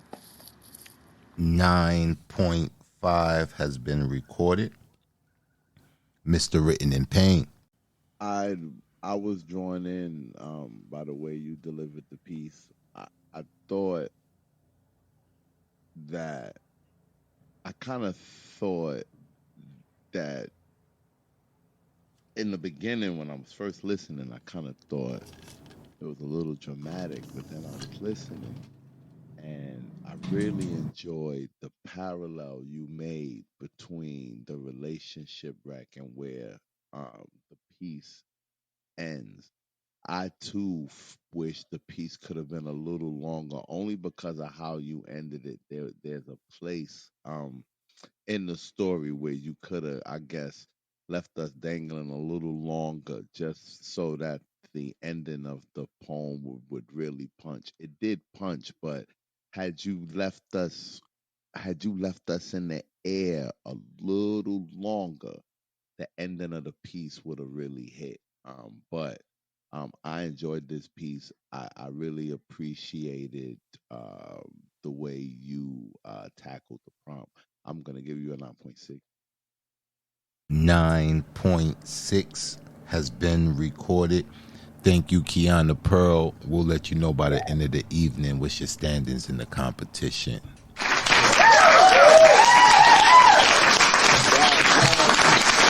That's what you said I think a couple of poets ago. You said you had the case of the goosies or something. Yeah, the goosies. Whatever that is. I had a case right there where she was doing her thing. Yeah, and I just want you to know I enjoyed that. Okay. I had a case of the goosies. That's a T-shirt. Put it on the agenda. It's a t-shirt. Put it on the agenda. All right, we ready to go. We appreciate y'all for being here tonight. I'm telling you, I can't wait to see how it's going. What you think, Black Pain? Who gonna take it? Your team? Pain team? We only got a couple poets left. I don't know, man. They coming out with heat, man. It's been. I don't know what's going on. It's feeling close. Everything is real stuck. It's too close for comfort. I agree. All right, next up, Bijou.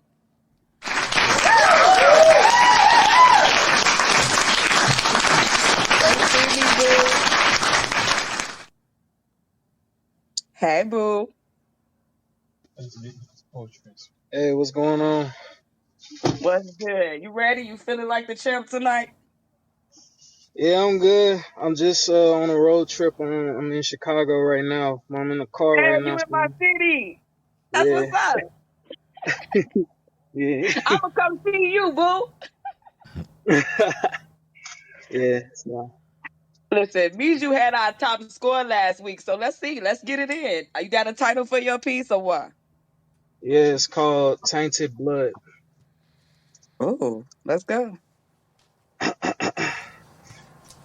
Meet me at the altar in your white dress. We ain't getting no younger, we might as well do it. Been feeling you all the while, girl, I must confess. Nah, stop, nah, hell nah, I'm done. Forget you and this stupid ass wedding. I can't fake this bullshit anymore. But babe, what are you doing? Come on, now's not the time for. Get the hell away from me. You not my man. Babe, what are you talking about? We're at a wedding. I said you not my man, Calvin. I'm not your man, but here I am. Thinking things are picture perfect, but they're instead these jagged edges that were once a smooth portrait. Every footstep you made brought a new addition to our chapter, and I couldn't stand the rain.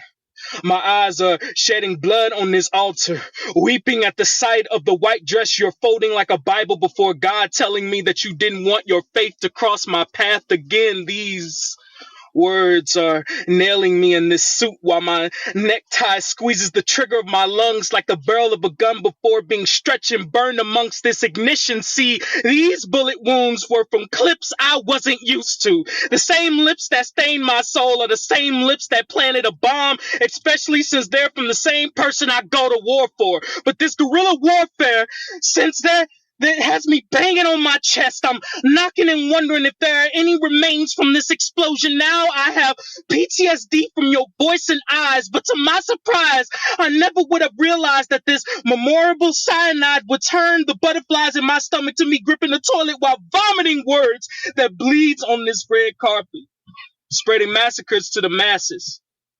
So you're choosing to walk away from me, Charlotte? At a moment like this? After all the changes that I suffered through with you? Calvin, don't even get me started. You barely changed at all. All you really did is the bare necessities. I need more, nigga.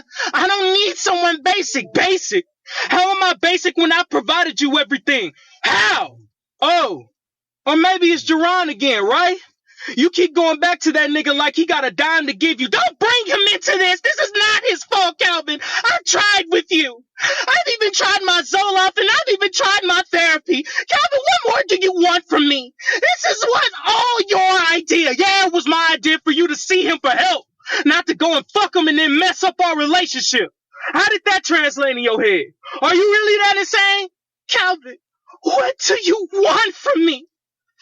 It's your fault for not giving me the things that I need. I remember the time I waited for you, when my eyes were no longer virgins, when my heart grew into this rose that blew petals into our dance that we would wine and dine to. We would get drunk off of each other's glass and was careful not to let a single crack go unnoticed. I was just 19 years old and my footsteps didn't exist in this world. I was some broke college kid until I saw your beach, how the waves of your braids waved back and forth, your emerald sockets sending me priceless letters on how they wish to lay things they desire, your Hershey skin that makes me want to unwrap and indulge in the sweet flavors you hid inside. That first whiff of your perfume had my neck snapping left and right. You were a photo and I enjoyed every moment that was captured in it. You stood upright in the garden when everyone tried to uproot us. Your tears were the seeds you planted in me so I could sprout the fruits that you wanted to bear just so you could smile forever. But now, all I want from you is the truth. Did you ever love me to begin with? Of course I did. But what about you? Did you ever want to love me? How did I not? Is this not a part of the process? It's the main reason why I want to marry you. Calvin, do you really know what love is? You weren't there when I needed you the most, so I felt like I didn't need you. If you didn't need me, then why did you say yes? Because for the first time, you gave me something that wasn't just a possession. And now, your stilettos are on my neck waiting to bury me in this coffin that I can't breathe in. Now tragedy and silence are making love to the sounds of our discord. Like, why won't you acknowledge me when I'm crying in this lake that you tossed me in? I'm left wondering if this body bag was the only thing that didn't want me to unzip my sanity. I am just a canoe sailing and kissing a dream that ended as a could've. And as I paddle deep into this floating casket, I shout broken languages to this French kiss that fell short of your tongue. Why can't you see it? Why? Why, Charlotte? Why don't you listen to me? Calvin, I'm not just some diamond ring that just can be bought. Don't you understand? What are you talking about, Charlotte? I'm talking about being an actual person with feelings. You know what?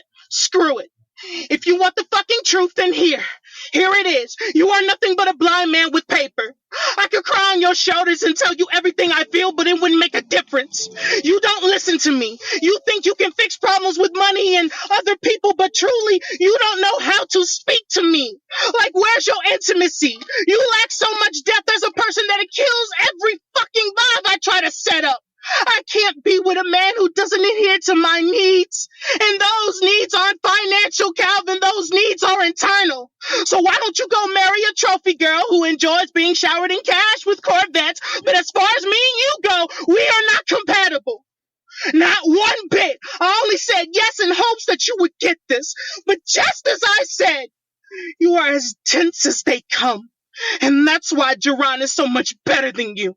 So goodbye and fuck off forever, you piece of shit. Farewell, like a letter from the altar.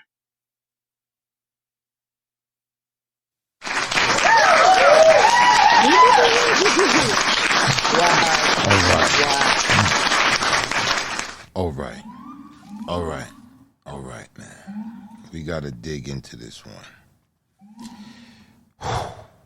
First and foremost, I got to point out the fact that you're in transit and the fact that you're moving about, you're traveling, and to execute in that fashion was just phenomenal. This was just fucking epic, man. What stood out to me the most was how clean the transitions were. The voice recognition between the characters, clean. Fucking clean. The drama. This was the perfect fusion between poetry and drama. Like, not being able to see you do this, the visual was right there in front of me. I saw the argument. I saw the back and forth. And I thought you executed on this, man. The stage presence, without the use of audio accompaniment or some form of technology to enhance, and being on the fucking road, this was epic. I didn't think it was going to happen tonight. I didn't. However, you guys know, there's only one score I can give this right here. My brother Miju, I'm giving you a 10. Mr. Eric Moore.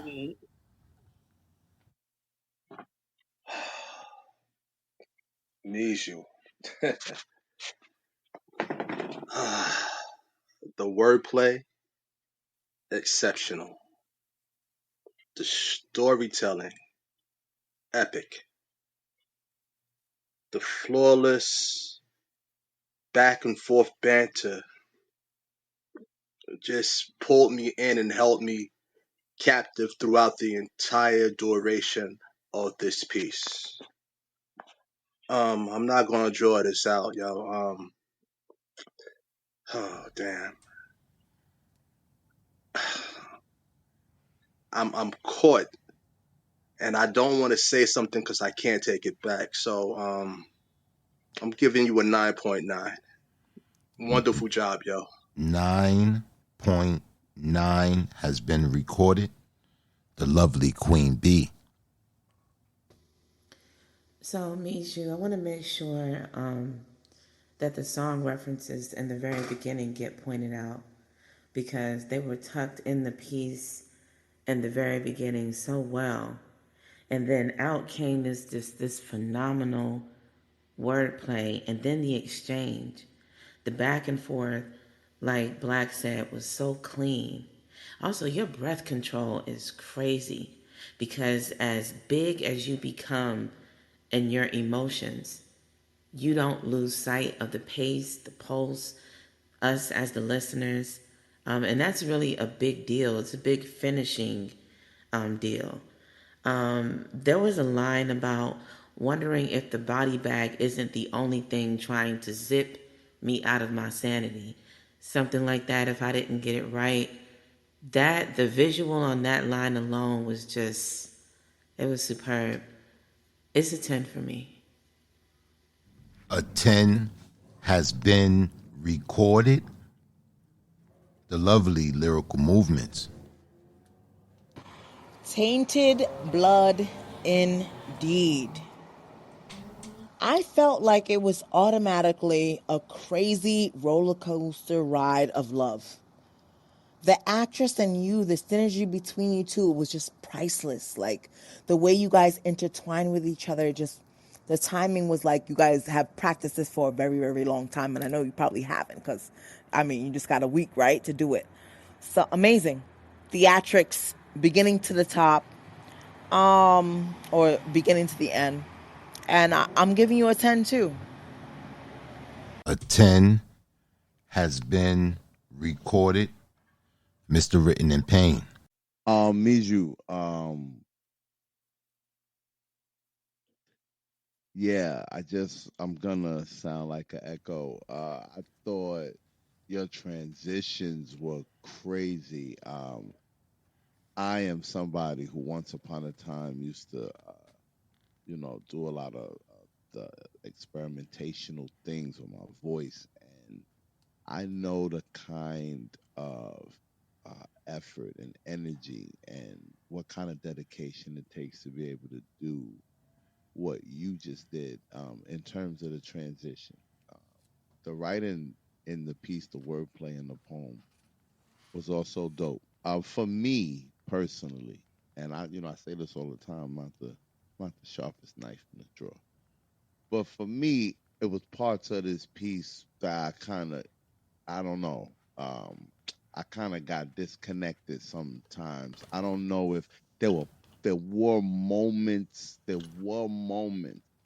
the conversation between the two characters where it kind of did get a little jumbled from time to time, and there were just points in the dialogue where I kind of got disenfranchised, but that could just be a me thing.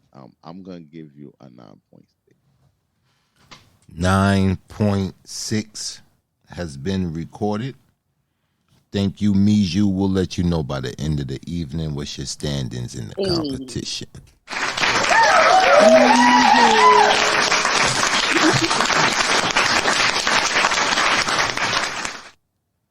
Appreciate you, boo. Appreciate you. Listen, I think sometimes that's just what happens. That's the difference in his poem and I think Kiana's poem. Sometimes the longer you are, sometimes the listeners may find moments where they find themselves like that. That's why, last week Brother Habib was saying so much about, making sure that you keep the audience engaged. And I definitely think Miju did that tonight. And Kiana did her thing in her piece. And the same point she got across, he got across. And I enjoyed that. Sometimes, your piece don't have to be long. Even though I could agree with y'all that I could have enjoyed more of her piece. Uh, I don't know. I think I got what I needed from it. It's like, sometimes a quickie is good. Just because he came quick don't mean his. Never mind, this ain't that show. Shout out to all around Queen Mama Ola Deji. If y'all don't know, she mentioned in the chat that she got some sea moss for sale. So y'all make sure y'all connect with her. She has been in this poetry game for a minute and a half. So y'all connect with her, support her, whatever she got going on. Shout out to the Queen. All right. Y'all ready for our last couple of poets? Yes, we are. All right. Lexi, to the stage, baby.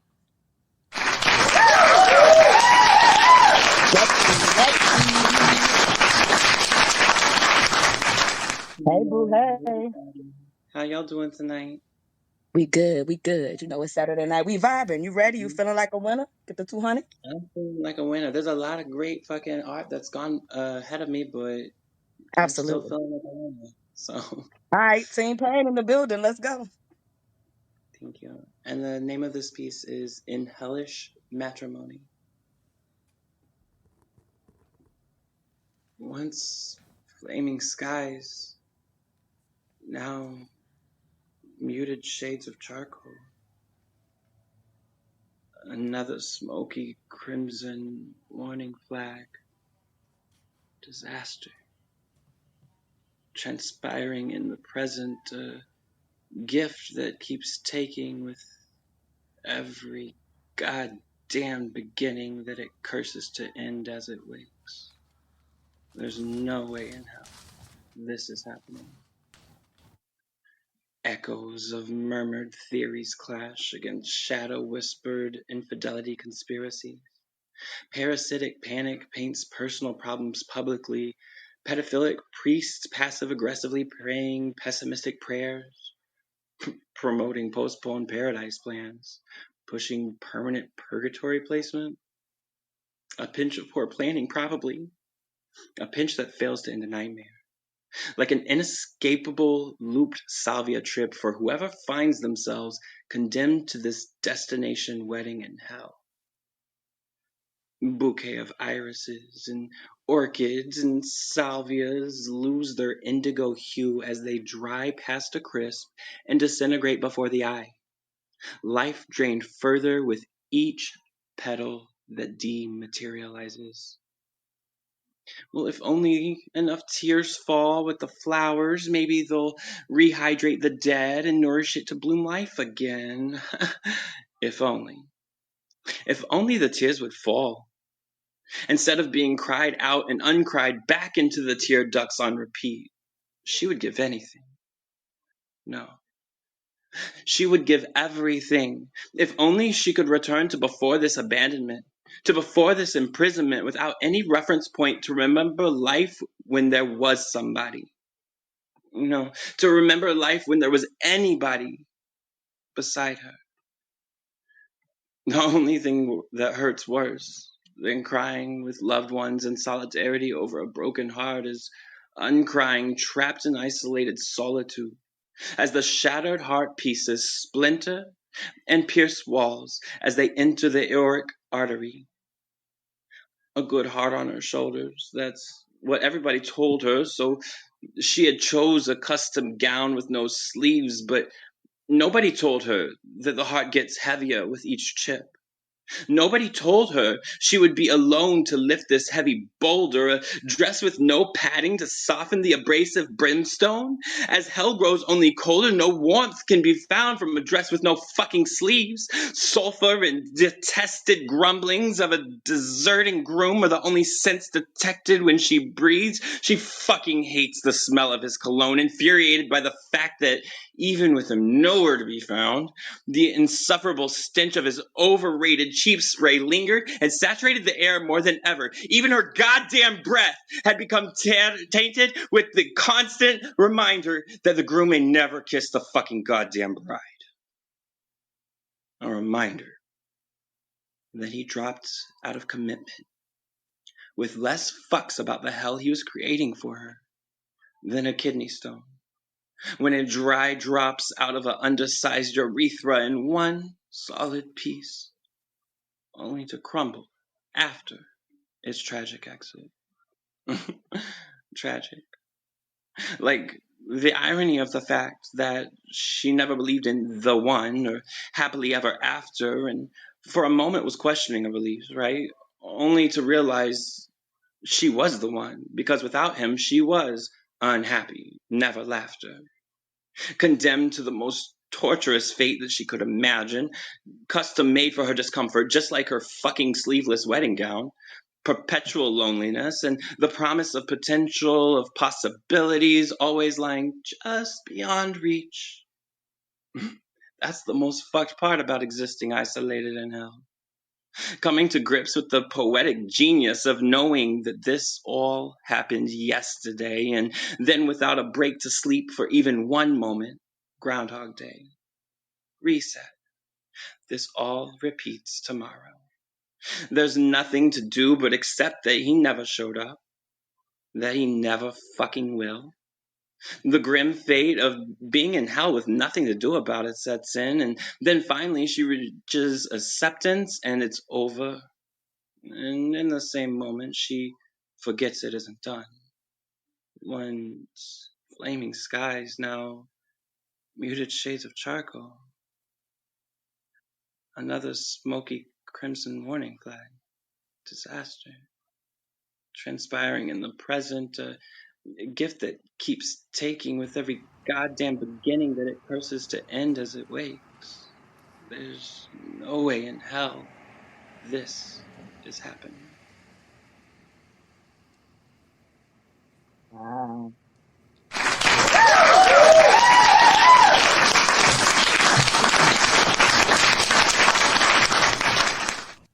All right, it's on the judges. It's on you, Black. All right. All right. Lexi. I'm conflicted with this piece. I'm really conflicted. Because this was a dope poem. The storytelling was good.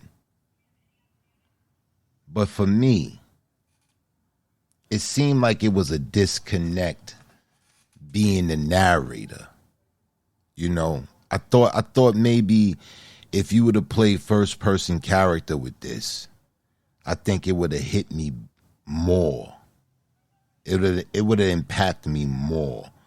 You know, being the narrator is like you're the overseer looking in and you're explaining everything. And though you did get emotional, the emotion is not expected of the narrator, but more so the person going through these things.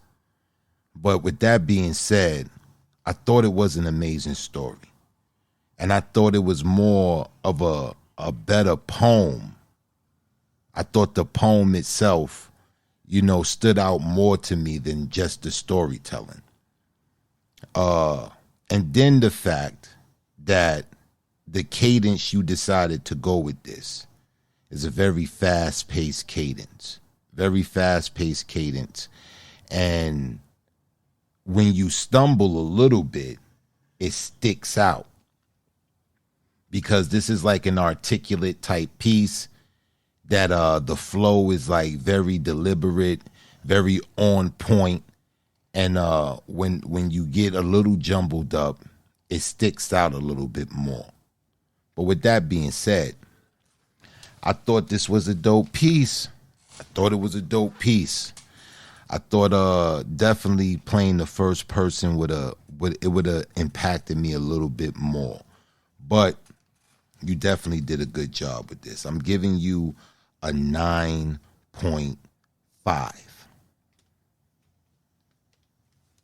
Mr. Eric Moore. Lexi, listening to this offering, it put me in the mind frame of excuse me, listening to Ava DuVernay reciting a screenplay to a therapist. And by me being the therapist that's listening to you dictate your feelings, I'm writing everything down. That's how I took it, right? And to agree with Black in this particular content would be like when you did stutter, when you did stumble, it kind of threw me off, but not to the point to where it destroyed the piece. With everything that I just said, I'm going to give you a 9.5.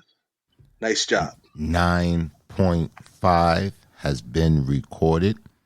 The lovely Queen B. So Lexi, I felt from a technical aspect, this was written so very well, like so intricate. I felt that you really explored the depths and the intensity of heartbreak in this piece. That was like really, really clear. I always appreciate utilizing a large span of vocabulary, which was done all throughout the piece. What I did not get enough of was just natural relatability, natural expression of heartbreak. I felt that the technical side, it was written so well and so almost clinical, that I didn't get to feel enough of the fall. I feel like, I think it was Black that was saying where there was like a disconnect and feeling kind of torn or conflicted. I also felt that in and out of the piece. Great poem, phenomenal writing. I would have just loved to see more of you on the surface, like in just the raw. With that being said, 9.4. 9.4 has been recorded. The lovely lyrical movements. Thank you, King. In Hellish Matrimony, the piece in the beginning were an entire movement. I peeped that. I love the way you blazed the hell out of the mic. And your passion was very, very felt from the inception of the piece. There was something that wasn't there, but it didn't take away the stumble. I didn't take too much away from that either. But it was the complexity of the love that you were describing that I felt was so, even though it was vicarious, I still understood it. And I think you did a great job. I give you a 9.5. Well done. Sexy Lexi. Ew. 9.5 has been recorded. Mr. Written in Pain. I don't know how you came up with a metaphor for a kidney stone coming out of a phallus, but you did. You did. And I was like, when I heard that, I slapped my forehead like only Lexi could have. I tell you all the time that you're a good writer, so I'm not gonna do that. However, I can't deny the fact that this piece felt like a poem. Not only did it not feel like a poem, but it felt like a Lexi poem. And I kind of felt like the prompt inspired a poem. I followed the storyline, but this story, it just had a lot of poet. It just felt like a Lexi poem to me. I'm gonna give you a 9. A 9 has been recorded. Thank you, Lexi. I'm sorry, can I ask a question real quick? Yeah, sure. Was it not supposed to be a poem? Yeah, it was I was supposed. under the impression that we were supposed to write a poem. No, it was I did not say you could not write a poem. Can you hear me? Can you hear me? Yeah. Yes. Yeah. So I just, in that, the emotional part of it kind of got lost for me because of it being so stringent on the writing. I don't know if I'm conveying this to you properly, but I just feel like it felt cold. It felt very technical and cold, and I didn't feel emotional, and I kind of just felt like this was kind of just something you would have wrote. It just felt familiar to me, so that's why I used the word poem, maybe. All right, Lexi, I hope that answered your question, honey. No, but it's good. Said no, but it's good. Okay, And Sexy Lexi, we appreciate you, boo. also on that note, like if you guys remember the prompt, the Griot Sage, the emphasis was going to be on the storytelling. The left at the altar prompt was, to give you a pathway to that emotion. But the emotion of being left at the altar was going to be the highlight of the poem. That was going to be the idea. So the poem wasn't forbidden for you to do a poem, yes. But the highlight of the poem, we were more looking for that sentiment of what it feels like being left at the altar, So I hope that answers the question a little bit more clear. Yeah. All right, y'all. You are listening to Iron Sharpened Iron. Grand Griot. Competition 2024. We all here for the same reason, to find out who will be our Grand Griot champion. We got the Divine Nine. We are our last two poets of the night. We are hitting close to the end to find out who will win that $200 and what the next challenge is for next week. So, Mahogany Soul, come see me live.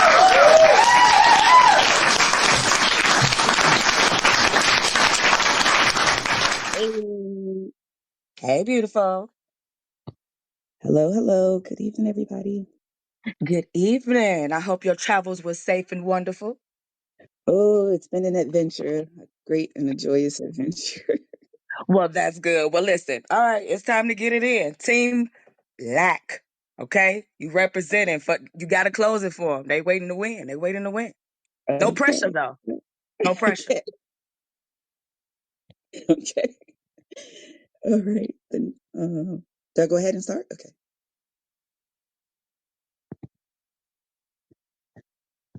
Yes. Okay. I'm ready.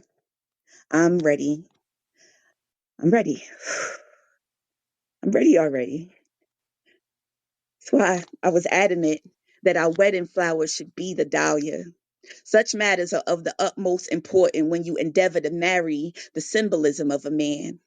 I believe it to be the centerpiece of our unity, a delightfully delicate swell of color, a place for the eye to land and the nose to notice when the weight and stank of painfully authentic moments fold in on itself. Something to hold on to, a beautiful that you grow accustomed to. I was already ready to be wed to you, to turn over my wild to the duty of the dahlia, the suitably symbolic grace under the type of pressure that bust pipes. I was already your wife.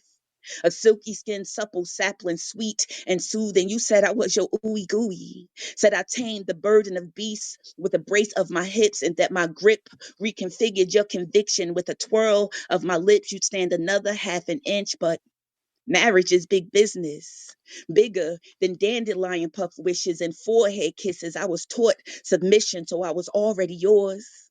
We were already 84, trying to recall who peed and remember who was this strange man and why was he so nice to me.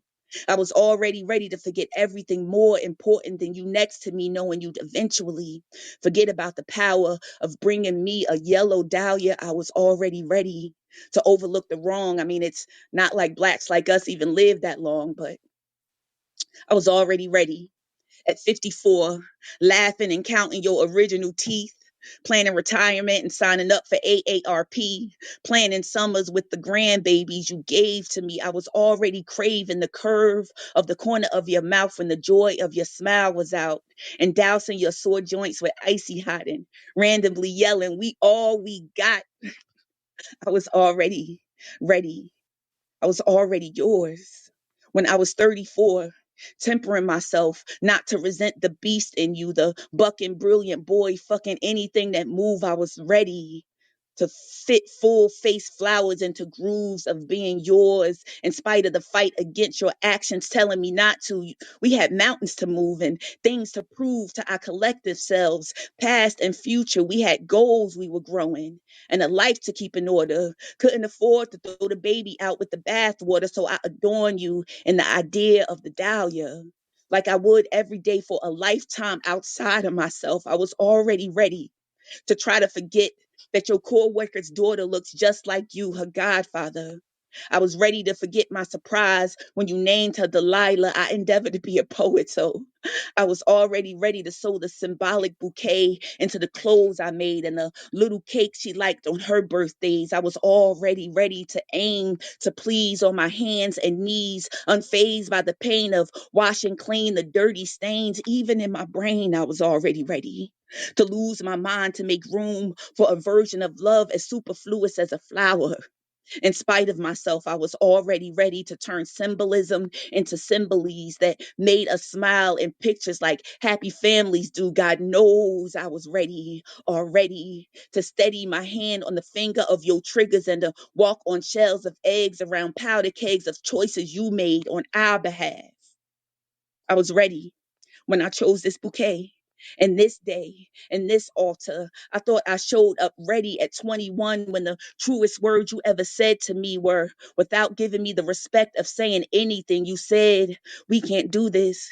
We can't go through with this. Spiraling me to the stages of grief, I could hate you. Instead, I thank you for saving me.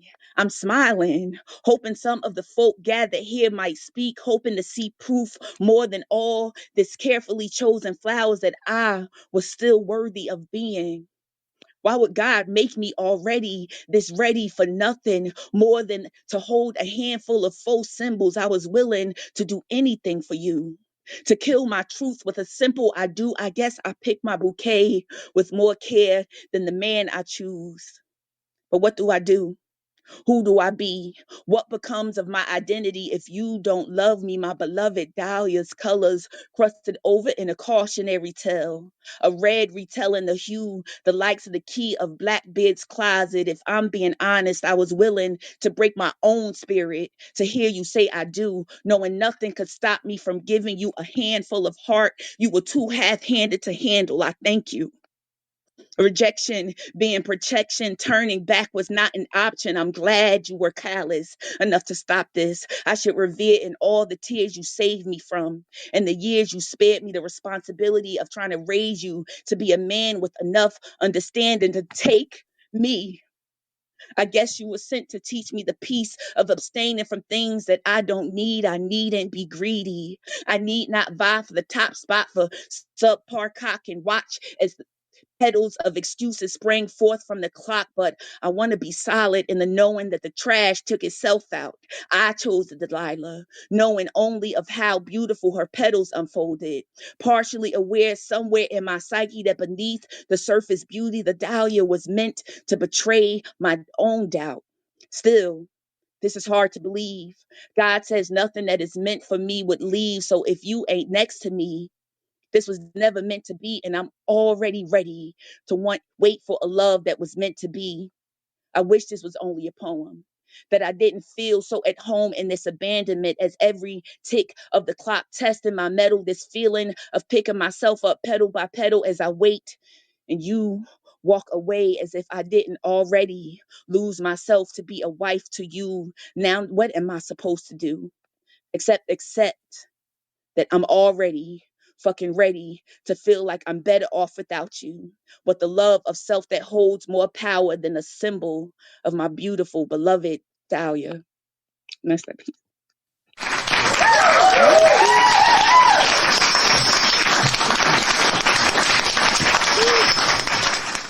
Kimbrella said she would hate to be some judges tonight, and I swear I agree. All right. Okay. Mahogany Soul. This right here was dope. And this is why. You managed to tell this story in the second person, in which what it did, it provided a certain type of intimacy that you was letting your listeners in on.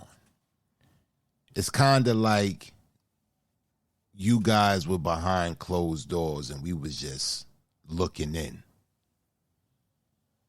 You told the whole story of the amount of dedication and loyalty you had to him, the amount of love you had for him, emotion, you know, what y'all was building together. And you managed to do this all in the second person. You didn't go out. You stayed there, right in that pocket the entire time. And I thought that was brilliant. This was very intimate and emotional. Some of the descriptions you gave, you know, some of the descriptions was just so real. It didn't feel vain to me. This felt very real, very sincere and authentic. I thought you did a great job. There was some stumbles in this though, towards the end. And like in Lexi's situation, when you write from a perspective or you write from a level as this, you know, some of the stumbles, it just they become blaring because you're like, wow, the flow is so much there, and then a little hiccup. You know, I know it happens. You know, you just wrote the piece, so it didn't take from the overall value of the piece for me. But I did have to note that overall, I really dug this piece. I thought the wordplay was just phenomenal, and I thought the storytelling was very brilliant to be able to do that from the second person. So I'm giving you a 9.7. Mr. Eric Moore. Mahogany Soul. One of my favorite poets said, I know you can be complicated. What you did, you put on your Benjamin Button hat and told the story in reverse, which gave it so much more flavor to me. And what I meant by saying, I know you can be complicated, but can you keep it simple? You made it relatable to me, to where I saw the pictures. I saw everything that was being discussed, and it held my attention. To keep it a buck, we don't keep it nice and short. I'm gonna give you a 9.6. I would have given you more if not for the stumbles, but Nine because of that, 9.6. 9.6 has been recorded. The lovely Queen B. Mahogany Soul. Let me see. The alliteration was just sublime. Um, you had this walk to the way that you talked in this piece. It reminded me very much so of K Love, and then the writing on the writing side reminded me of Terry McMillan, specifically A Day Late and A Dollar Short. I've read that book like 6 times, and the writing side of you in this piece definitely echoed that, and the balance of poetically with the K Love side was just, it was perfect. Like the whole equation was perfectly measured. I was already ready. I thought that statement, it gave an opportunity for us to see your vulnerability, you know, the human side of you and how you were affected, the fact that you were really willing to compromise everything just to say that you were ready. Like, I thought that was so honest to show, like, you know, you describe love and let us see love in such a real and an honoring and endearing way. But then at the same time, there was that transparency that just kept seeping through, like, yeah, I mean, this ain't, it's not good, but, you know, I'll take it. It's not this, it's not what I deserve, but I'll submit. And I thought that was really beautiful and honest to show that in what is a heartbreak piece. So with that being said, it's a 9.7 for me. 9.7 has been recorded. The lovely lyrical movements. Well, you know, the majesty of your pen will never ever ever be denied. As soon as you begin reciting, I think the listeners automatically just stopping everything they're doing and listening to you to just see where you're about to pull them. For me, unicorn flow. I didn't feel the stumble. They did. I didn't. I hear you. I felt you. I enjoyed you. Your soul was in it. I walked with you, and I gave you a 9.9. 9.9 has been recorded. Mr. Written in Pain.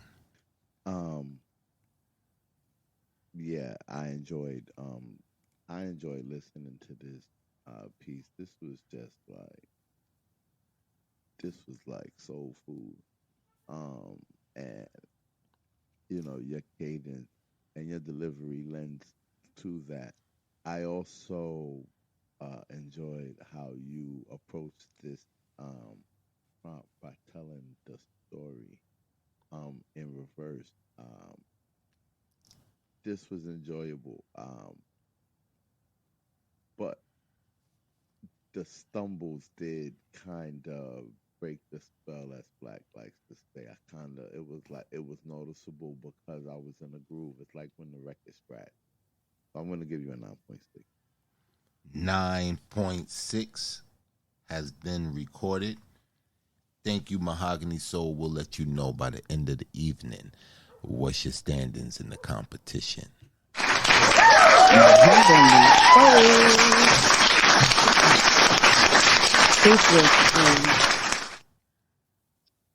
All right. What I was saying was that she was closing us out for Team Black. That was the point that I was making. Not closing us out for the night, but she was closing us out for Team Black. But we not done. You got some, what Black? No, I ain't say nothing. Oh, okay. So you guys know that that's how we got it going on tonight. Team Bank, Team Pain, Team Black, and then Rafa is standing as a squad all by himself because we're about to find out who's going to win that $200 as a team tonight. Will it be Team Pain Black or will it be Rafa representing the Dirty Dozen from last season? All right. So Rafa, you ready, King? Let's get it.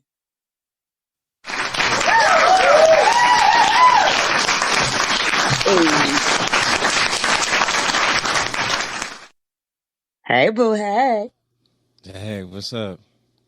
What's good? Listen, you a squad all by yourself. You like, what you doing up there? I didn't forget about you. You by yourself, bud. I just had to clarify. I was like, closing? What?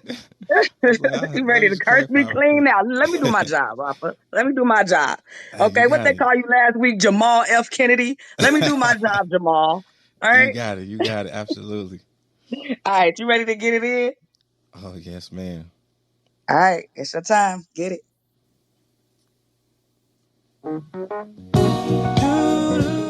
It all started on the I-15 highway. Left hand on the wheel, the love of my life drives me wild as she sits next to me.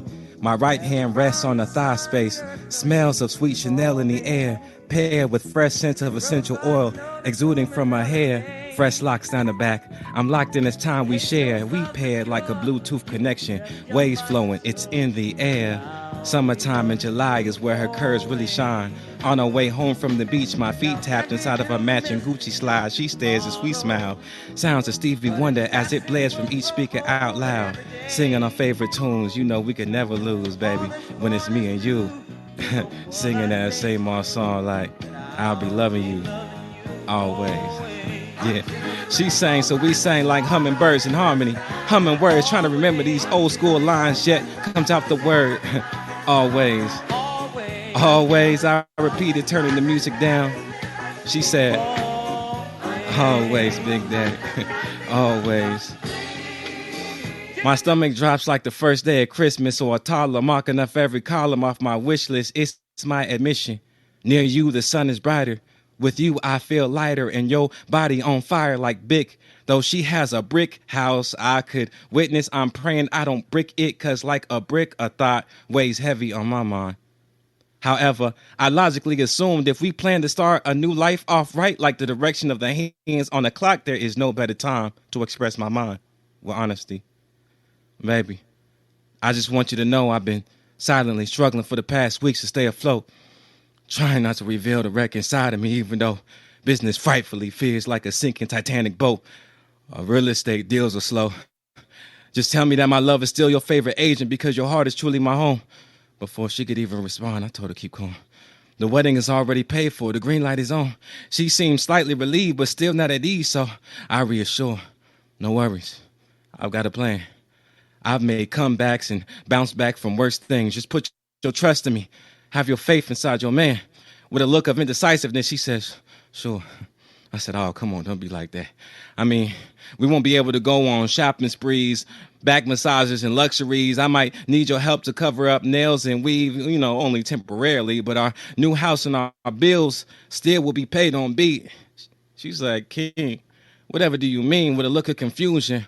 Her response made me feel a trace of doubt. So any confidence left in me, I told her, trust in me, I'll figure this out. Oh, yeah, and another thing. I got news, good news and bad news. Good news, I got us a new house. Bad news, I don't have any money for the honeymoon. In Dubai, with a look of disdain and disappointment, she forces a smile with her arms crossed and says, okay. I said, are you? She says, as much as I'm going to make up for this, I promise. She could see I was sincere and honest with the calmest tone. She tries and simply replies, I trust you. Let's just have the best wedding day ever this weekend. As we seal the kiss with an agreement, I could have sworn that giant ring on her finger and all 50 G's I spent on this fantasy, soon to be a reality, was enough. My friend wakes me up as my alarm is going off. Come on, you running late for the wedding. As I wipe my eyes to commence today, I knew I would experience a moment I'd never forget. But God always knew what that sentence would mean, more than I ever did. Yeah, I was convinced to make this glorious statement and not a period of a life sentence. As I engaged in the doors, I made it in the nick of time, observing all the views, approaching the front of the aisle. As I stand down the altar, the expression in the air was simply wild. I had to pause, breathe it in. It's finally sinking in as the music is playing, the lights are displaying as the people are chanting. The garments were fancy, all of my family and friends were here. Some travel from afar and some near, wearing colors of burgundy as they wait for her to appear. As there she came on a horse and chariot with the most beautiful flowing white dress one could lay eyes. I felt shocked. I felt high. I felt a rush of love, fear, and excitement. It's finally gonna happen. The moment we've been waiting for all our lives. I could champion my trophy, the woman of my dreams. As she dismounts the horse, the crowd cheers and they scream as she walks up aside of me. Please, come, my love. Let us remove the veil and look eye to eye as the minister speaks up. Come on, minister. Greetings, greetings, greetings, everyone. All right, settle down. Let's get this thing started.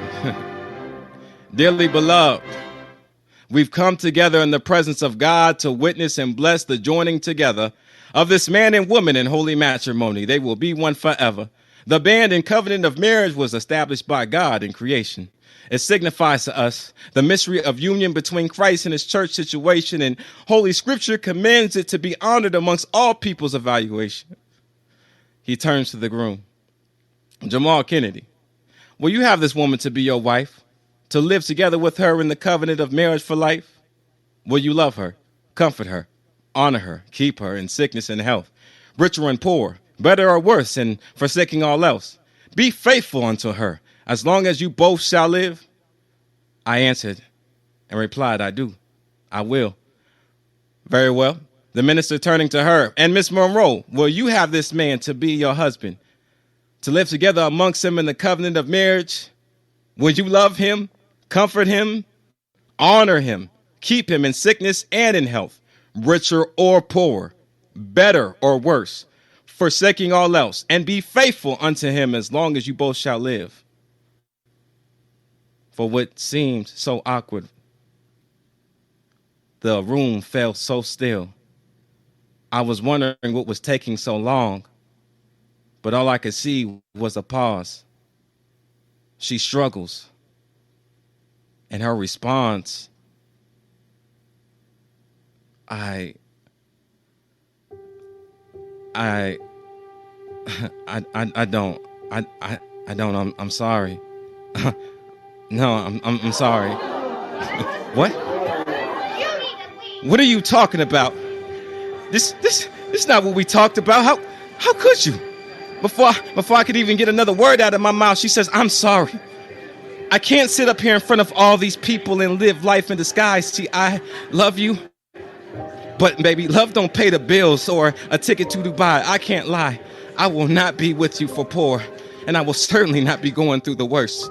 I will not accept not taking our honeymoon trip. I cannot be with a man who can't afford my expense, and at your expense, I'm sorry. I can't marry a broke man, and getting by is not enough for me, even if it is temporary. You should have it together now. After all 3 years, I've held it down. Luxury trips. Man, I flew you around in and out the country. 5-star restaurants around town. And when it hits the floor, you are poor, and then have the nerve to kick me while I'm down. And she says, I mean, it is what it is. Back then is when I loved you most, but that was then and this is now, but I still think you're a nice guy. And I mean, anyhow, I mean, maybe we can be friends. Man, my heart aches out of boldness and disbelief. Uncontrollably, I scream, "Roll! Roll!" Oh, so you just gonna turn and leave? Oh, this how it has to be. Look how you doing me. Before I could chase her, my groomsmen grabbed me as I yelled. I begged, I plead, I'm wounded, I bleed, lifeless, I'm weak. They stuffed me inside the car trying to talk, but I can't speak. I feel dead inside, and my head despise. My head hurts, my heart hurts, my stomach, my trauma is alive. I'm filled with fright, lost in confusion, stuck feeling stupid, wishing I had no feeling. It sucks. Fuck. Just let me out this car so I could walk in my house. No, I don't want to talk. This is what I get for being so nice. Well, fuck being that guy, trying to be the right guy. I don't know why I have to go through this. How could I be so stupid? I don't want to live. I'm so sick of this shit. Man, fuck you. I don't need you anyway, bitch. I don't need anybody. Tears streaming down my face. I can't breathe. I can't think as I'm down with this bottle trying to numb the pain. It drives me insane, but the liquor only adds to the anchor as I smash the wall in rage, flipping glass tables as it shatters and breaks. Demons latching on to my oar, sharing. There's no escape. You're alone. No one's home. It's so dark and it's cold. You're not enough. Just let it go. She said she was a real soul snatcher who actually knows she'd actually snatch away my soul. Is this what life is? When you try and you try, but you just don't triumph. Is this what life is? When you sacrifice it and give your all, but be left with no one to confide in? Why me, huh? Why now? Why this and how? How could this be? I should have thought the insider when I asked what she wanted in the man. The first thing she said was a provider. I responded like, oh, I'm a high-value man. A 5-year business plan, 6 figures with the Benz. How stupid have I been to think that my money gonna give me value? I guess to her, it was the only value that I had. I guess I'm not tall enough. Or I get it. Maybe I'm not smart enough, calm enough. Oh, no, I'm not strong enough. More muscles. I tried to be my best, funny, and make her laugh, and she did. Seeing me as one sick fucking joke. Hanging on to the yellow brick road, wishing for some hope only to see the wizards of fraud. I used to want to be the knight in shaman armor, a woman's hero, but if I don't kill myself tonight with these pills or die myself in this liquor, then it's life. I proceed saying fuck wedding vows. I got a new vow to be every woman's greatest villain. I'm gonna burn this city down. Yeah, I'm gonna reap havoc on all you bitches. No more Mr. Nice Guy. No more Mr. Mike. No more. You think you can fuck with me? Huh? Yeah, it's about to be a brand new day. Yeah, I'm gonna show all you motherfuckers. Just then, my brother calls. My phone rang. Just then I thought I couldn't deal with any more pain. Slurring, drunk, holding my gun, I answer, calling, screaming, what? What the fuck could you possibly want? Yeah, my brother tells me I just seen her downtown at the steakhouse restaurant. She was with, she was kissing your best friend. Fuck! Throwing my phone in the words of Kendrick, YNW ain't the only one who gonna be responsible for killing their best friends. Yeah, cause today I got murder on my mind. Yeah, I'm blacking out, losing consciousness, rubbing a pistol against my head to do the stress. I'm so nauseous, I'm bonkers, standing in the murderous race to attack. I'm drunk, driving. But before I could even rise to stumble my way into my car, in my head it feels like this tingling, ringling alarm. I'm hearing words that it sound like, wake up. Nah, fuck that. Yeah, I can't wait for their brains to go split splat. I don't know, I don't care. But tonight, I'm going in. It's all of you are finished. What the fuck is... Wake up.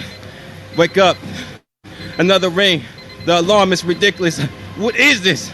I'm struggling to make it down the street, but the ringing is louder. Mess with the voice saying, wake up. It was my friend as I rose up in bed, realizing it was actually all in my head. I was dreaming. My boy was saying, you're running late for the wedding. I realized I had only been dreaming, wondering if this was a sign from God or a projection of no meaning. Lord, would this be the day of my dreams? Or is this a premonition for a nightmare wedding? Wow.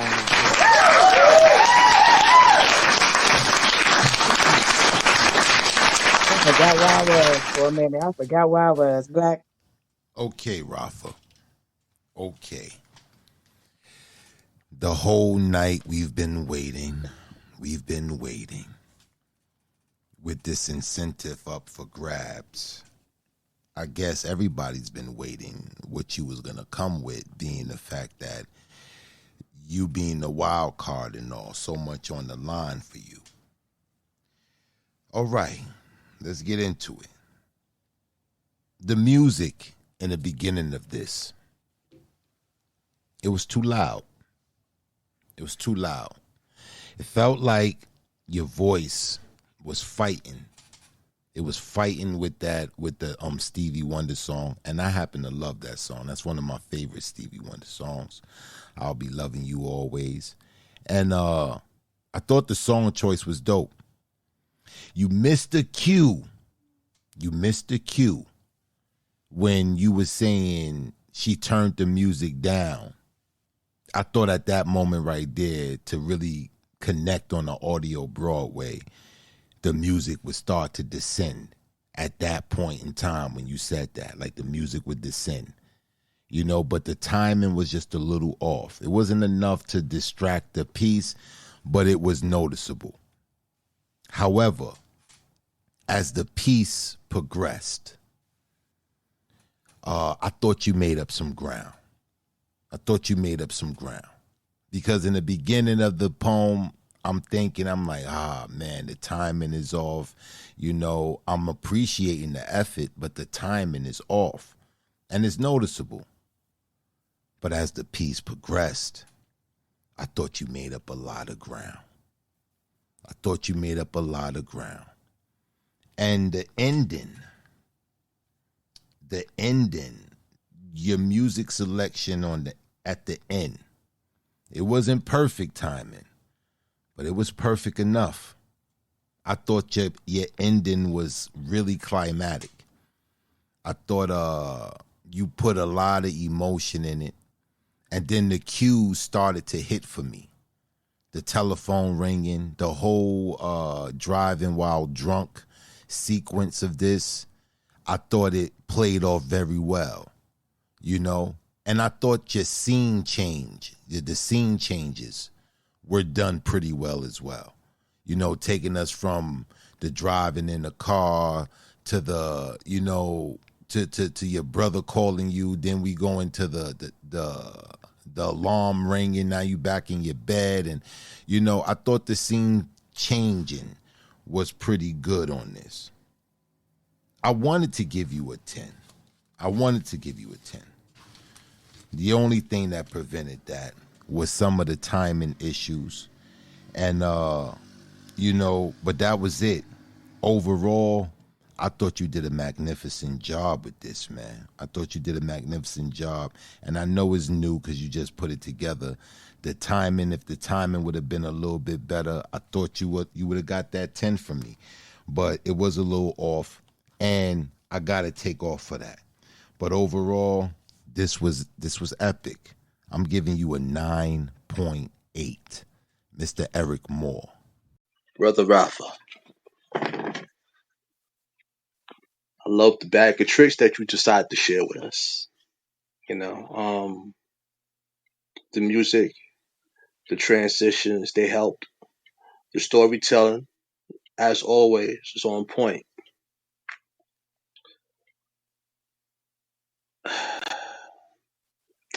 I really liked what you did. I was hoping that you would. I saw what was transitioning, what was happening, and I was hoping that you would get there a little earlier. Other than that, I'm giving you a 9.7. 9.7 has been recorded. The lovely Queen B. Yeah, Rafa, I felt like you scored your poem appropriately as far as like musically. And I can't hear it without also hearing and seeing by way of the music, the sound throughout. I also agree with Black that in the beginning, the Stevie Wonder song, one of my favorites as well, it was the perfect song to choose because it took me immediately to Brown Sugar, to the movie. So, and that made me feel really good. Like, okay, I could see how this scene is set. Um, but definitely, if it had just faded down softer to the background, even lower until it just was gone, that definitely would have been, it would have went over a lot better. Um, I do feel like what you did was definitely special. I got to give it a 9.8. 9.8 has been recorded. The lovely lyrical movements. Damn, Rafa, the setup was amazing. Very, very enjoyable. You did some magic.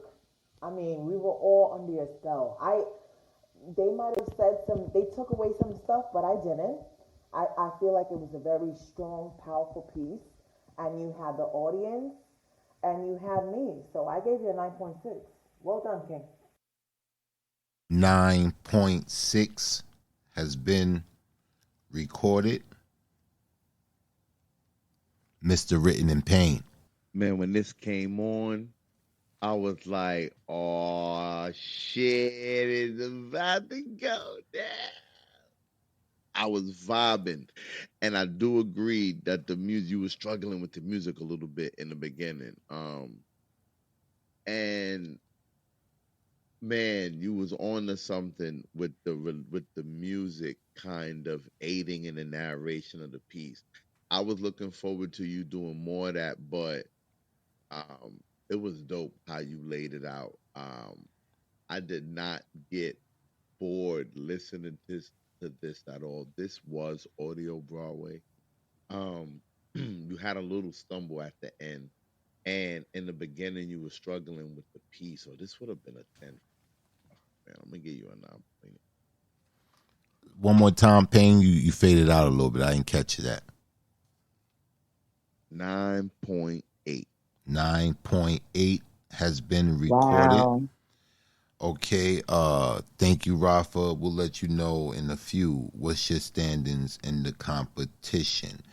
Okay. Wow. What we're gonna do now, we're gonna take a brief little intermission, and we'll get some things together. I got some tallying to do, and we'll be right back. Before we do that, we'll be right back after these messages.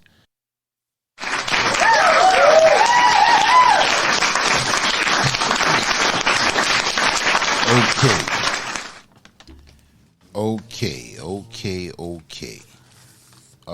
Payne, do we got any announcements before we get to this?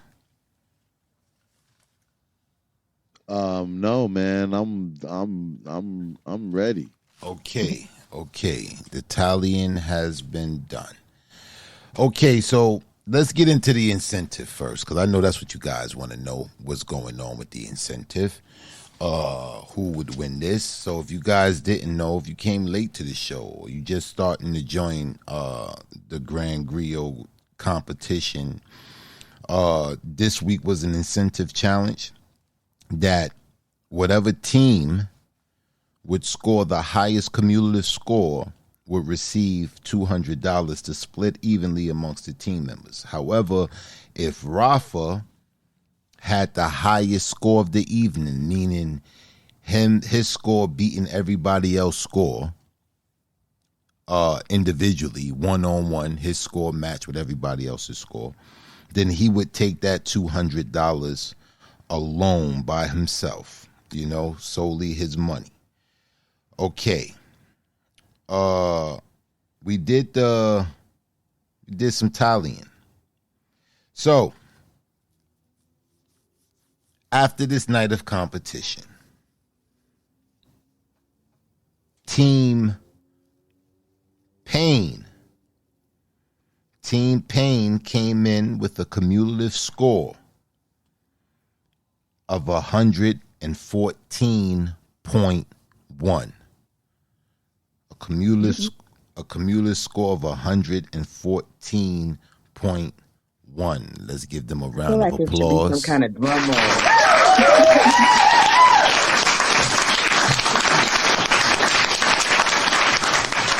overall, you guys, you did a great job. Overall, all of you guys, you did a great job.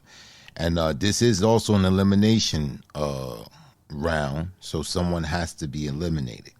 So Team Pain came in with 114.1. Team Black came in with 116.5. Congratulations to Team Black. You guys won the incentive challenge.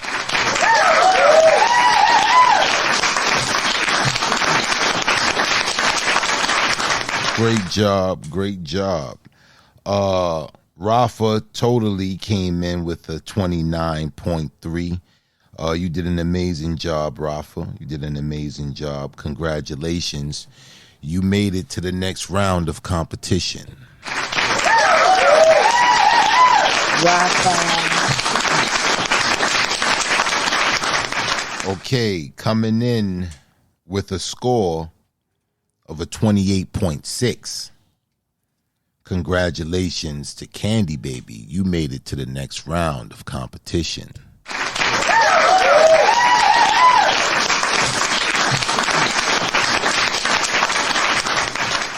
Coming in with a score of a 29.3. Congratulations to Sincere. You made it to the next round of competition.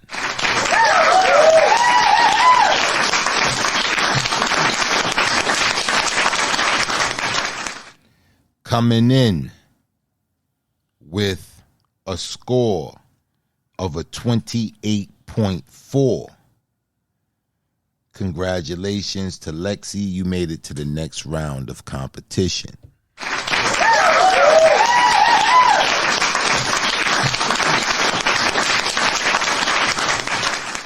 Coming in with a score of a 29.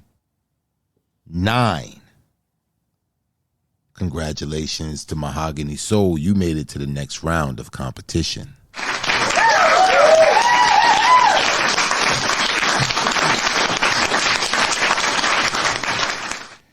Coming in also with a score of a 29. Sierra, congratulations. You made it to the next round of competition.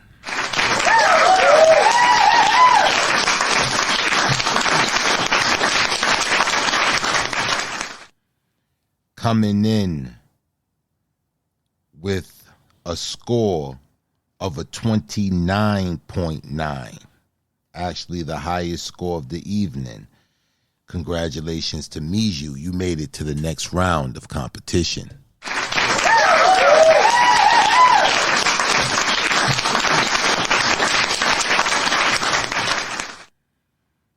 Coming in with a 28.6.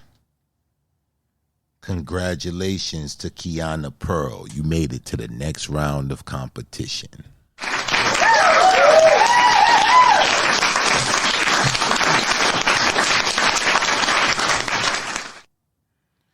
And unfortunately, coming in with a cumulative score of a 27.8. I'm sorry to Taja that you will not be making it to the next round of competition. However, the strides that you have made in this competition has been phenomenal. The amount of effort that you have displayed in pushing yourself, going outside of the box, trying new things and challenging yourself to new things has been phenomenal. I can't wait to get into the send-off because I'm going to try my best to do it justice because you've made, I was surprised from your regular cadence to what you displayed in this competition. Your potential has been astronomical. Tonight was just it was just one of those nights where everybody came with it. Everybody came with it. You know, none of you guys should feel no type of way about the scores you got, because collectively every poet that touched this stage tonight came with it. But this All is of you guys splitting killed heads. You all killed it. All of you. All of you. Payne, you want to say something, bro?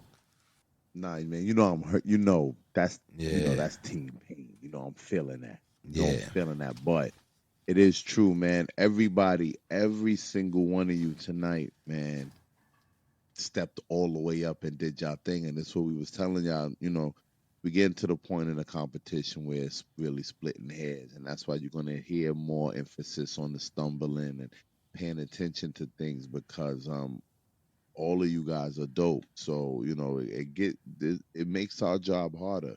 But Taja not gonna feel no kind of way. You know, and I know you dope, and we'll see you Wednesday. We gonna rap. Facts. Yeah, this was a great night of poetry. I want to just say this on the record. This was without a doubt the tightest round so far in the competition. Nobody tonight scored a 8 point nothing. Nobody. And that's a testament for the work that you guys put in preparing for this round. But don't get all happy. Don't get all happy. It ain't over. The Griot Sage has something to say. So I want you guys to listen to this challenge.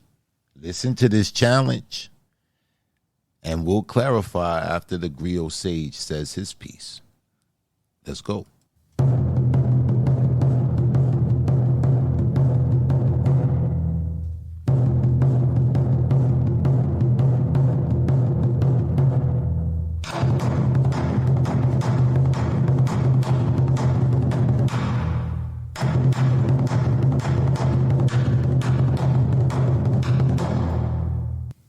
Welcome to the Grand Griot competition. This week, you must display your art of seduction by seducing one of the appointed queens from either Team Black or Team Pain. You may even be asked to seduce Written in Pain or Poetic Black themselves. Use your seductive soliloquies to wet pages to advance to the next round. Do this, and your performance will guarantee you a next date to the next round. Failure to do this, and the flaccidness of your pen will prove you are unable to perform another round. Good luck. Okay. So, there's some clarifications with this. This is the Art of Seduction challenge. And I'm going to put emphasis on the word seduction. This is not, and I'm going to repeat, this is not an erotic challenge. It's not an erotic challenge. This is the art of seduction. Okay, you guys are familiar with the ladies of the Grand Griot competition. So what Payne and myself decided to do is, in this art of seduction, this is how it will be carried out. Your job, every team member of Team Black, will be trying to seduce the representation of Team Pain, the lovely China Blue. Everybody from Team Pain will be trying to seduce the representation of Team Black, the beautiful Khadijah. So how is this going to work? Some of you guys may say, well, I'm a female. I don't want to be seducing no another lady or something like that. So for the team members who are male, can naturally go for the representation of the opposite team. for the female contestants, you can either for the females you can also write for or try to seduce Khadijah, you could do that, or Team Pain will try to seduce myself, Poetic Black, and Team Black, would the females, of course, would try to seduce my brother, Mr. Written in Pain. You want to give some further clarifications, Mr. Payne? I think you did a good job of clarifying. We just want to be clear on this being about the art of seduction. Mm-hmm. So, you're really trying to talk the panties off somebody. So yeah, listen, okay? I ain't easy, okay? You better all choose wisely, cause I'm not easy. Ain't no Sunday morning over here. Now, I'm easy? nah, nobody's easy.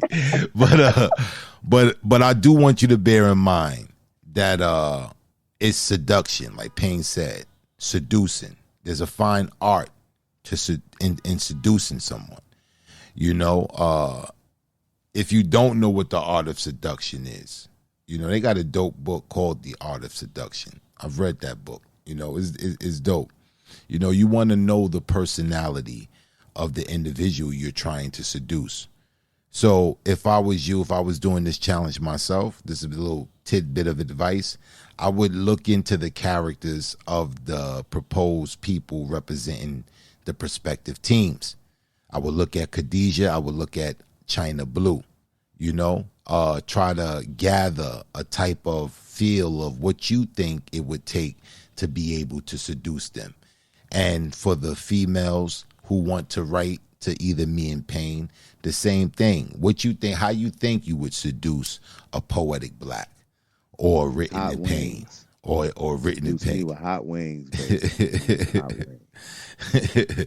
With hot wings. But yeah, you know what I'm saying? So think about that. So you have the option. All of the queens that's in the competition, you have that option to also try to seduce either Khadijah or China Blue, or you can choose either myself or Written in Pain. So hope everybody is clear on the challenge. As always, on Wednesday, we'll be doing the prompt discussion room where we'll be going over this and going through it with a fine-tooth comb and answering any questions that you guys may have, concerns or clarifications. All right. Are we doing we at how many mics tomorrow, right, Payne? China, let them know what we doing tomorrow, please. Oh, please, you tell them. Okay. I just want to say much love to everybody that stayed out here throughout the night with us. Iron Sharp as Iron, Griot competition. We appreciate y'all. Everybody that kept it live in the chat. Listen, judges, y'all might need security to come out tonight. I don't know the way they was talking in the chat. I don't know.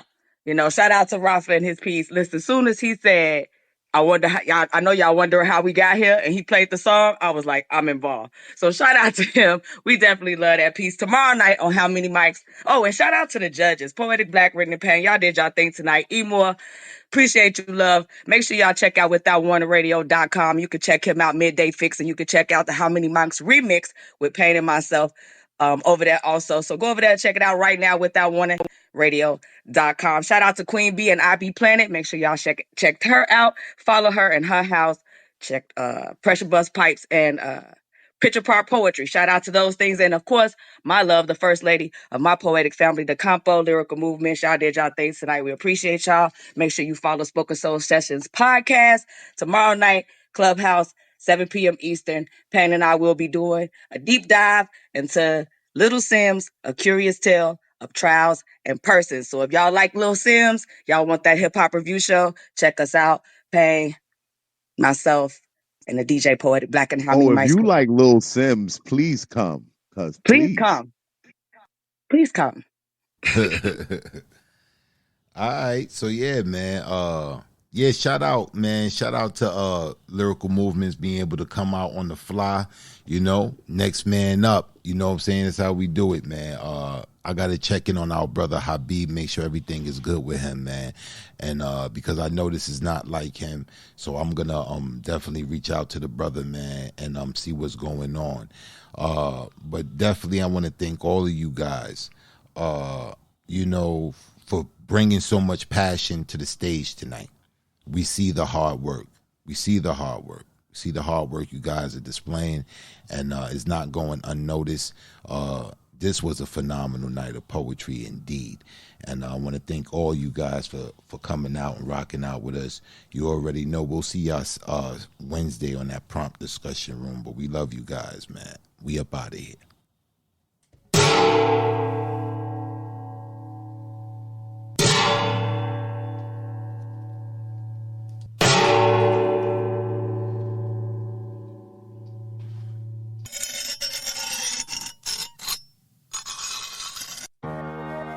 As iron sharpens iron, so one man sharpens another.